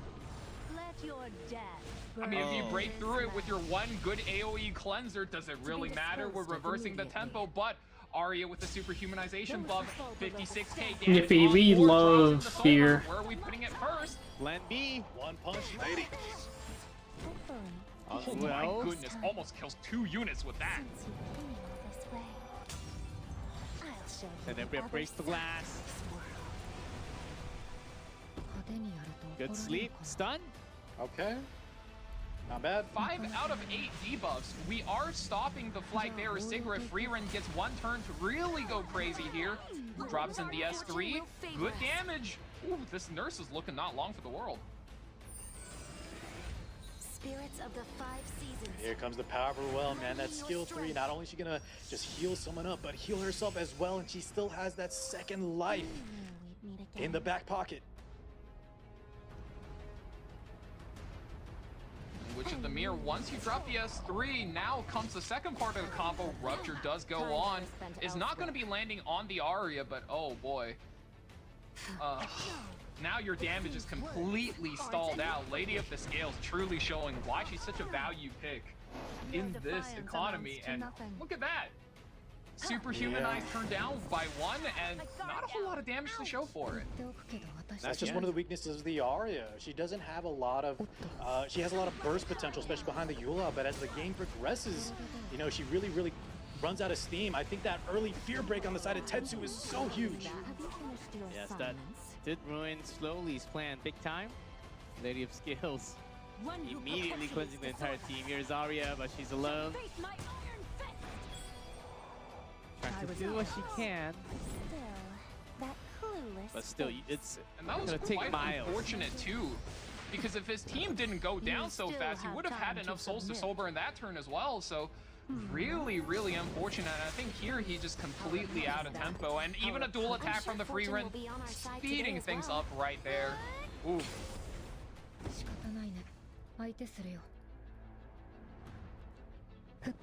Slowly, still holding, but free rent. Put an end to it. It's game 1. Struggling of the defeated never. Wow. Man, what do you do when your strongest, highest, most likely game plan doesn't really work? I mean, sometimes you just got to believe that the RNG wasn't on your side. You saw the game plan almost come to fruition. He had the initiative, he had the debuffs landing. If he stopped that early cleanse from the scales, I think it could have been a different story. I don't know if he would have won, but you know, at least you saw what he was working with in the draft. And that's usually why fear is such a fickle debuff, because when it works, it's the scariest thing in the game. You're gone for 2 turns, and when it I mean, doesn't, fear is literally the moment fear is the literally AoE just stun. cleanser breaks out of that fear, Pretty much the same thing. goodness. You're gonna have things flipped. And speaking of flipped, Slowly is gonna try to flip the series, jumping immediately into game 2 here with the first pick. Zio and Bunny Dominion banned out. Somebody's trying to play Ahmed. Okay, I see you. Bending round against Slowly. Shall we end this? Rare play DN speed. in game 2. No surprise we see that Genesis Raw is probably the standout unit of today's games. Just been pivotal in so many different playstyles, so many different drafts. Really just a testament to how good that unit is. Hovering Rebellion, it's locked in. and that is one of those things we've seen time and time again. Car, you pointed this out at the beginning of the broadcast, but one of the biggest things you could do with this first pick, Shepherd DN, is to bait out the belly. And the moment the Bellion's out, I mean, the world is your oyster, right? You have so many ways to react to her AoE attacks. You got Malona, who is able to injure down these big high HP characters. And also we saw, I believe it was Midnoru, play a really good Setsuka on 3 to be able to counter-attack all of those attacks Bellion's going to be missing. So a lot of freedom for Slowly to play the game now, even with so many openers pre-banned against them.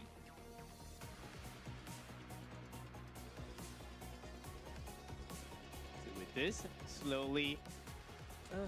Stop Bystander triumph early. Oh. Conk Yeah, Lilius. Bystander into a Conk Lilius. Made a little bit of comeback in last year's E7WC, but nowadays there just seems to be much more preferable openers. Very surprising pick there from Slowly. She can still be fast, like somewhat fast, not one of the fastest. There's vigor. Still, her kit itself is good. Sure, just most likely that the Ran and the Sea Phantom are taken out, so maybe that's like his third kind of option there if he wants a fast opener on 3. And I don't hate this preemptive Bystander Hwayoung either, because normally, you know, she's very, very RNG, but there's already 2 good targets for Slowly to kick. I think he's banning with those 2 light knights in mind, so leaving them in at the worst case scenario, it is a 50-50 kick. There's no way Potential around Veronica Hover, that's a We're counter pick fighting. into the DN. I think Tetsu likes his odds, guys. He's going to race this, especially with Veronica against the MLDN is going to be a bit of a tougher race for Slowly. Do you hit the pivot here, or do you just say, no, I'm faster than your Renak? The Slowly name is just a trap. Like, what does he go for here? Because picks 4 and 5 is such a strong swing if you're a speed player in this exact spot. He's Slowly. He's a Ron player. He should know what the cleave is all about. Well, Come I on. definitely agree that he's got to keep Show up it the to us. aggression. He's got to keep up with the damage. Or you can If go they double won't get out pop. of the way. Here Ooh, we it's go, time to Mildred. race. Mildred. That can't Speed be the imprint, only. Big damage S3, follow-up attacks. Let's go double Mildred. That's after the buff patch, G-Cloud. Well, you know, we did see an RB come through, though. But my God, after the balance patch, he's going to be crazy. Yeah, we'll have a lot more evasion built into the kit.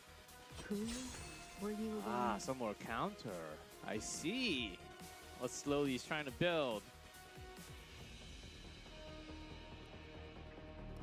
Okay, Slowly gives a little bit of the initiative back to Tetsu, and he, instead of going for a double imprint, he goes for another pivot out, and he just goes, all right, Monarch should have this. You know, you get your pick, right? I can either race you, or, you know, you can fight my Anchor Monarch, which I think is a pretty solid matchup, considering the Bellion, Ross, and Renok. Coley on top, Tetsu. Fully ready to go with an extra imprint. Yeah, that's double imprint Renok. Slowly not going to live up to his name, most likely giving up initiative with that anchor pick there on 5. Is that a lack of confidence in his own speed? Maybe his name is true. Yeah, with imprint ban them both, Tetsu will get the first turn very likely.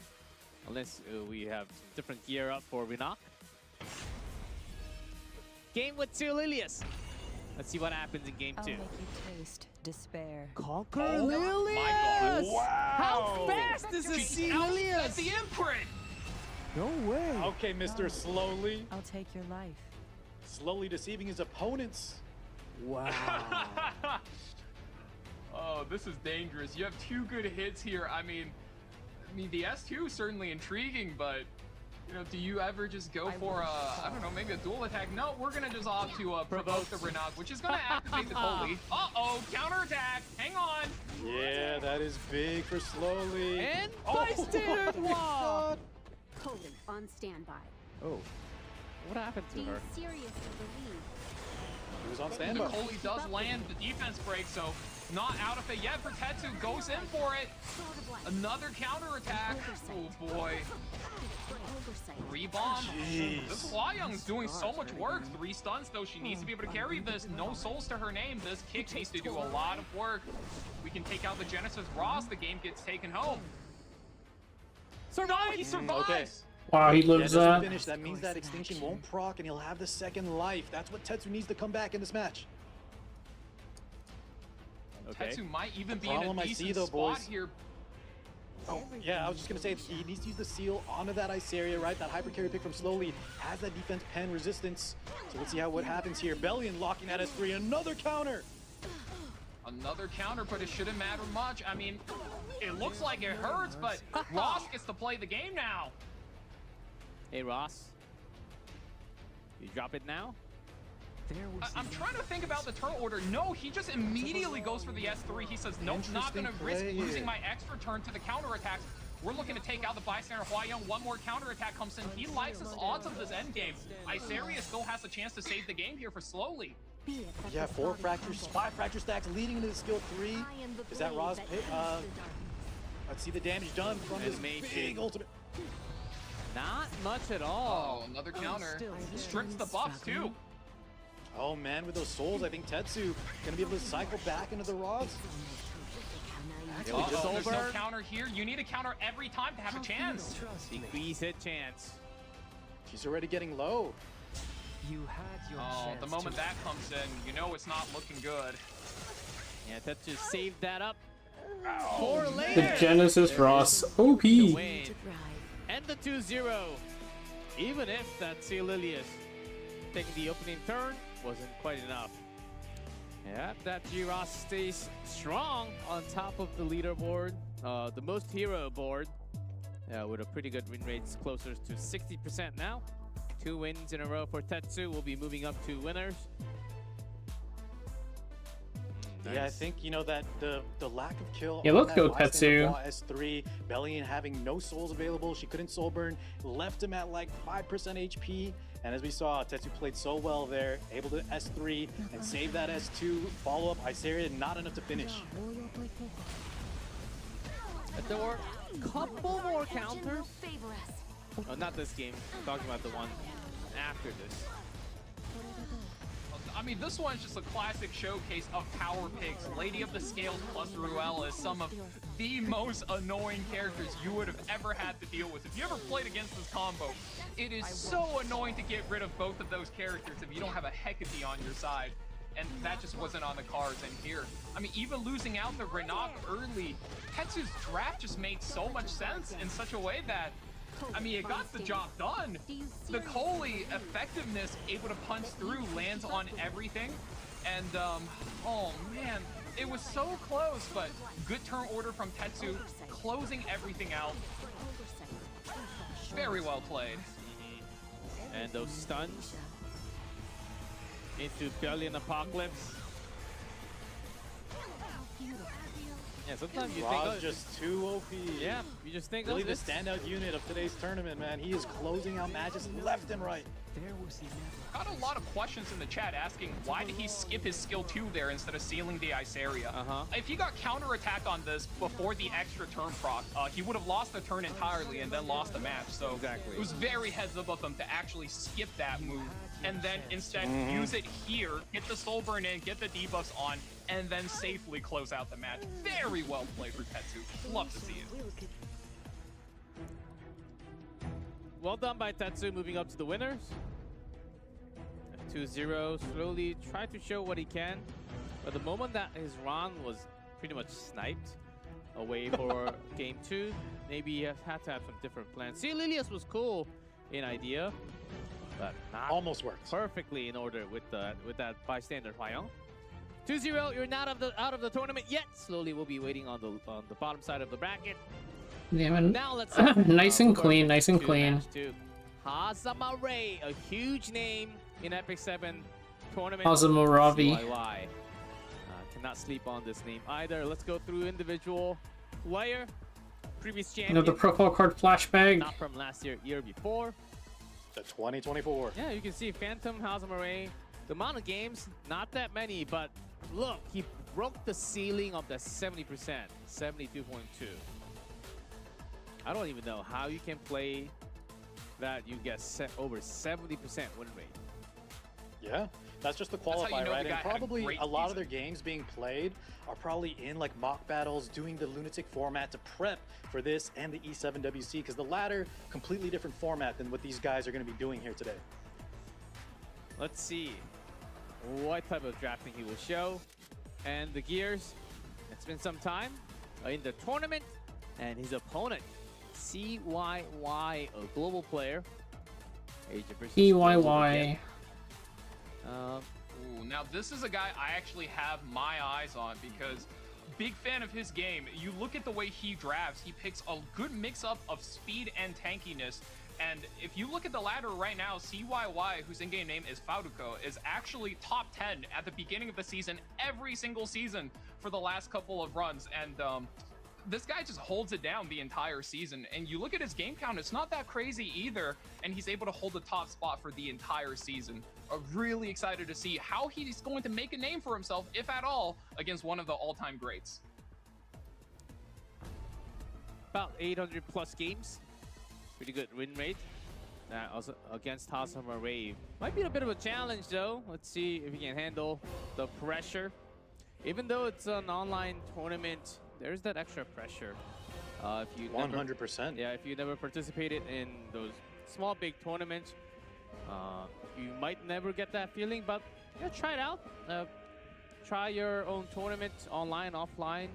The pressure is certainly there, and sometimes you make these mistakes in-game drafting. It's very hard. And maybe because Hazamarei didn't really play that many games comparatively to the other players, just 0-1.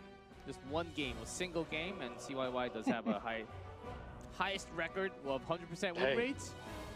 Yeah, he's one up against the champion, G-Cliff. That's something to, you know, you can brag about that. Yeah, and never play again. You gotta hand it to him. He's responsible so you keep for holding that Take one. your win and run. 7 losses. Oh, guys, Notos is around! Oh, we have not seen Notos in a while. We have not seen Notos in a while. So Boys, against it's so funny Hazamarei, okay, let's see our how very Hazamarei first sets- solves this solution.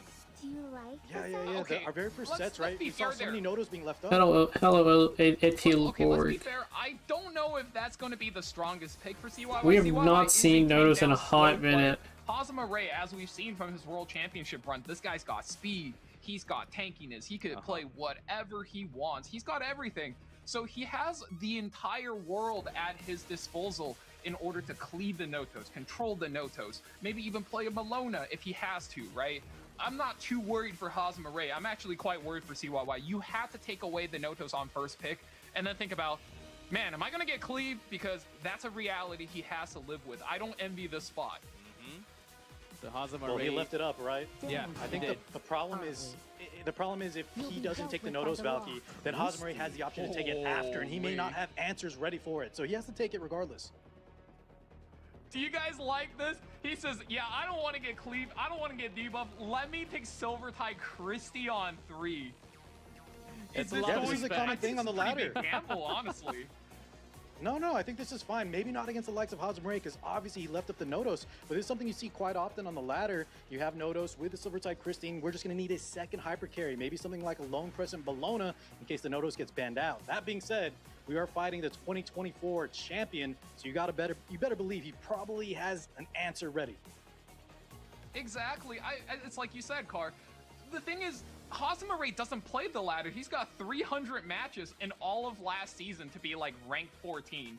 So he knows exactly what he's doing, and whatever he's cooking, the ladder hasn't seen it before. So I'm real worried for CYY. You're definitely taking a risk taking the Silver Tie Christie, because let's not forget, even with all the stat Learn your bonuses, place. picking up a 3-star Oh character, my God. you are behind in terms of stat economy. And Lethe Nurse Yoha is a scary combo. Goodness me. Is it time? Another Lethe. Hey, it's time for Birthday Lethe. boys. I love to see it. Ilinov getting picked up so quick there from CYY. We need one more damage dealer, one more hyper carry though on 5. Lethe getting some love today. A second Yes, I Lethe see there's of the another night. A one. lot of viable picks here. an enemy? So Monarch Isarius an okay pick. I think Melona's also viable in this spot, but Empyrean Ilinav is I don't think she's making it through the draft against the likes of both Lethe as well as Genesis Ross. Likely to make a quick exit after post bans.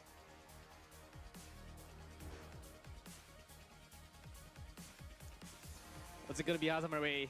Last pick. Think you have enough damage, but maybe not. And here comes Mort. Death has come for you. That's just a sign Hazamarei is comfortable with his first 4 units. He says, yeah, all right, let me just shut down the Monarch of the Sword right there and drop the Mort. Maybe ban Notos. I don't know. I think with so much defense penetration, you just have to ban the Imperial Illinou, no?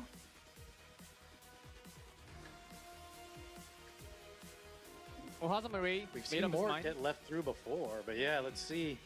They are going down to the wire. Mort does get taken out, and Basaruka is the pick. Oh, Maybe gonna rely on that raw seal to try to set up a combo. all that. Basaruka is the postman. I don't think anyone read Yeah, that. I think he wants that Roz to be able to target, maybe the Lethe too. Hazamarei showing Notos is Oh, not a problem. time for Notos. With his gear set. I guess we're gonna Let's see Notos. Game What a 1, waste of Lethe. time. Fast Lethe. It is. And tanky too, 32k. Oh yeah, a lot of people build her as an opener, opting to just S1 here, One starting to build up the Omen Am I stacks. enough? Indicative that that is going to be his kill target. Vitals check. Looking good. Now, Hola. wakey wakey. Wakey wakey. Combat readiness push gets the superhumanization. And then God, the this is a left. test. We're seeing if your Notos is tanky enough. Get out of my sight. That's right, and if it's Holy This could be Sack, guys, bad. we have that extinction. Giving me a headache. Oh, Here we go. will she break through the God gear? CYY. There's no other target. Are we missing anything, right? Oh, he's waiting. Maybe Splitting he his realizes targets. that Okay, the that's Illinou interesting. passive might stop him from getting the kill. Gonna be a bit of a slow play here. He's gonna lap very quickly though with that speed up and superhumanization. Put some injury up first. Oh, I believe he is. Yeah, he's just looking to counterplay this. Just gets the injury in and then look for the provokes. Effectiveness up here. Does it land? Oh, this is gonna be tough. Notos is parked behind a Christie. 300 ER does not land on the Notos. He's not landing on the Notos. Is it all over? There's no mercy. We're in the field of Notos.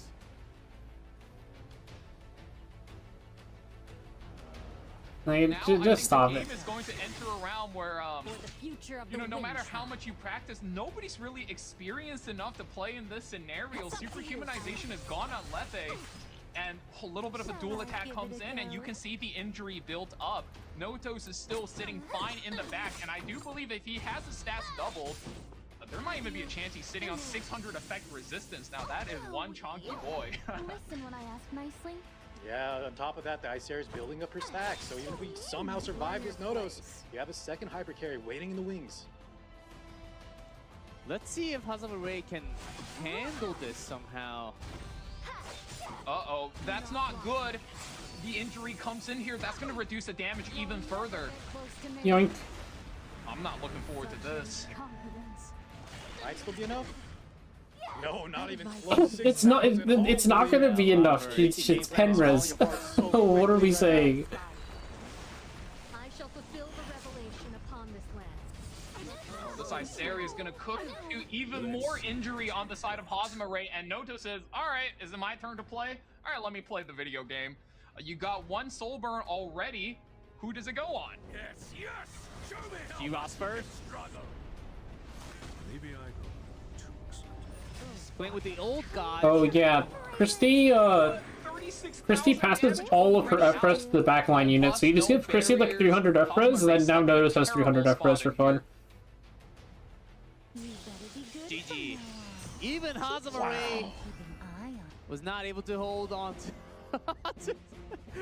We clearly thought he had something else in his sleeves.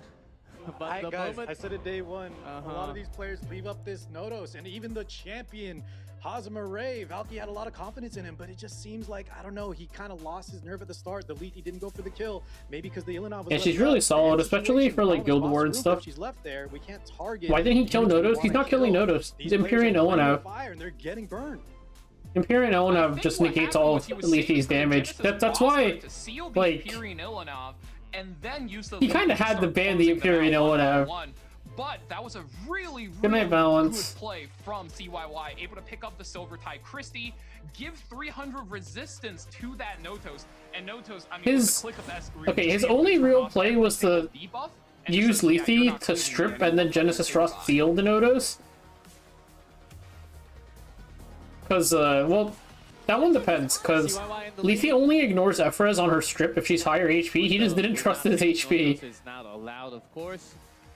With addition of Freeran, Zio, Witch, Tenebria, and Well, Assyria, but like Assyria is a problem for later. Like Notos is the immediate threat. Says, okay, maybe we don't play aggro anymore. Let me get the Ruel in This here. is Let's see. Notos was the immediate threat.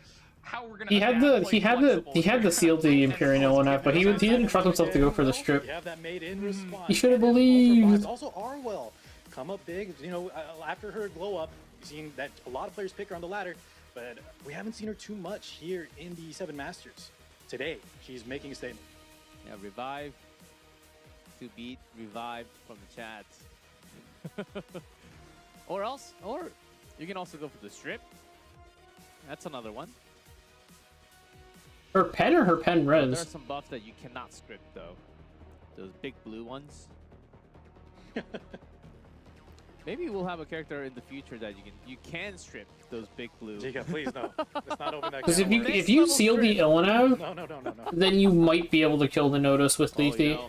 Okay, but what if we make a character that could copy the blue and black buffs? That's a problem for later. You deal with Assyria last. You kill the Notos first. All those debuffs to your enemy. All right, guys. All right, enough cooking from the both of you. Here we go. Tori on 3. Bonsilio, kind of a rare pick, but Hazamarei likes this Tori. Very strong, especially in round 2.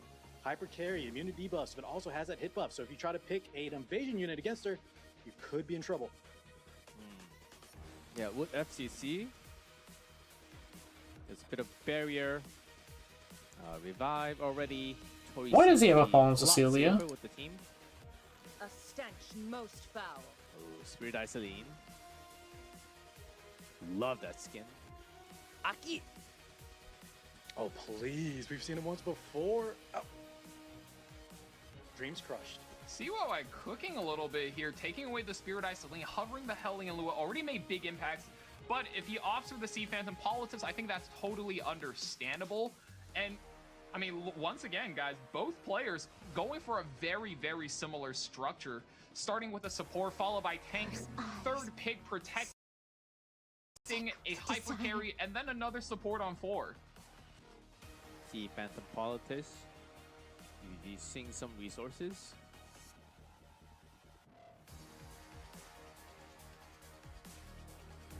Is Tori going to be the only gift wrap?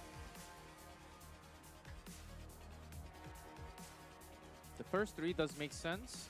Okay. How do you round this out? Hazamarei, you're down 1. Hazamarei might be looking for another opener of his own. If not, like, go for something with heavy debuffs. But, wow, CYY, again, if you look at the pre-bans, both characters that are picked in this scenario, you know, you need a fast opener, maybe drop some debuff, band away. I'm really like where CYY is going with this. Win or lose, he's made a fan out of me for this set. No Zio. No Tenebria. This is like a dream. Is this a come fast true. Ida? We'll see. How fast is this Festive Ida?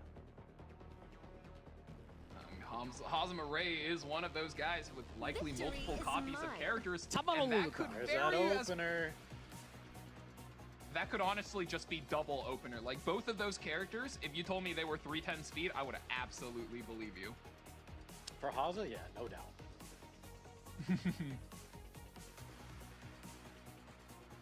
Moon Bunny. A little bit of a bunny dom hover, okay. Very interesting. That means he's going to ban the Festive Ida and just let the top model Luluka raw rip the S3.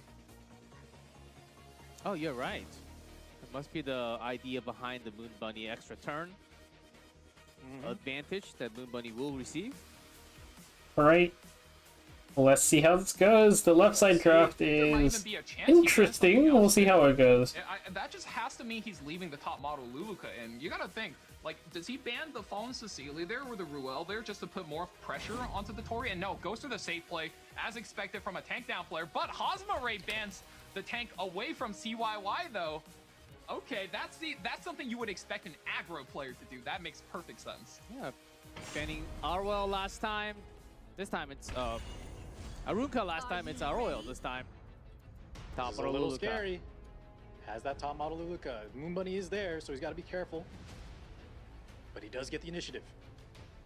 He gets to CR push his entire team, but if you actually look at the combat readiness bar, CYY's characters, all 4 of them are quite fast, and they Who get do to you go bring next, down? so...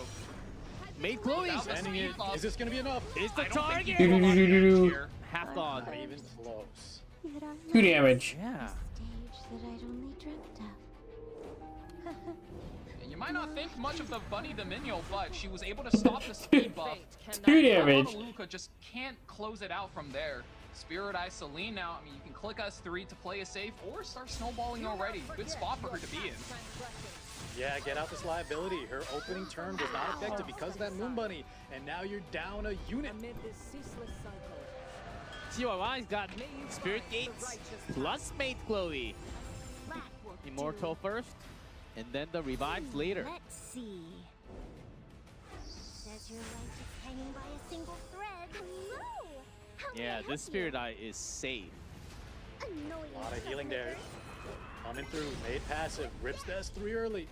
We want those buffs. Yeah, big treatment. Tori, can you break through? Even if you do, there's that revive.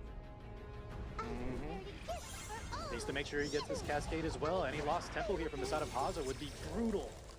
You Does Damn, are we global 4-0 so far? Dude, look how many buffs are on But the Moon side Bunny of also, CYY. yeah, Moon Bunny also gets the Oh my entire God. team skill He notes. didn't Tori proc. cannot give Frank. That's so sad. Ah, very good point. Sleep. Uh-oh. dance. That was just the S1, right? Those over? May the light guide us. Yes. Idle Shear on the Ruel. I wish for a miracle. Just the damage Just limit follow my on I FCC wish for to a get her miracle. on feet. Feel the pain of losing everyone who Big turn Get- from FCC here. You're looking to chip down on the buff, Counterattack. but the effect nullifier is going to be able to block all of them. Counterattack from the Celine. That was an unlucky crit, but thankfully her own skill nullifier protects her. Get those skill nodes out of the Bit a way. bullet dodge there. How many? 8 serve your buffs. parents with humility. That's a lot of buffs. so nervous. Escape time. This is where we needed the green land. Here it goes. Do do do do. Cascade damage. Not Not too bad, but look enough. at the healing coming through. She also has the revive. Still.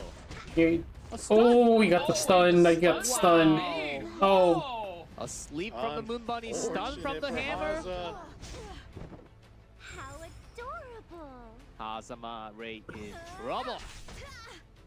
As long as I'm holding the Not this spear. time, This is very I good won't target back selection down. coming in from CYY. You see he's splitting the focus between both the Tori as well as the Fallen Cecilia. He's saying to Hazamarei, you gotta pick one to S3 with your Ruel. That's the biggest problem with that character. She can Sober? only stop one character at a No time. falsehoods. Wait, why did that not late soul land? burns. The skill effect nullifier. Oh, was the effect nullifier still there? That's unfortunate. Fortune is on our side. Drops the FCC, now Ruel's forced to ult. Weird set of decisions coming down. Uh-oh.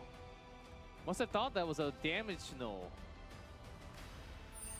And there's so many buffs, you can't blame him, but that was a crucial misplay. Down 10 souls. Here we go. Ruel finally ripping her skill 3.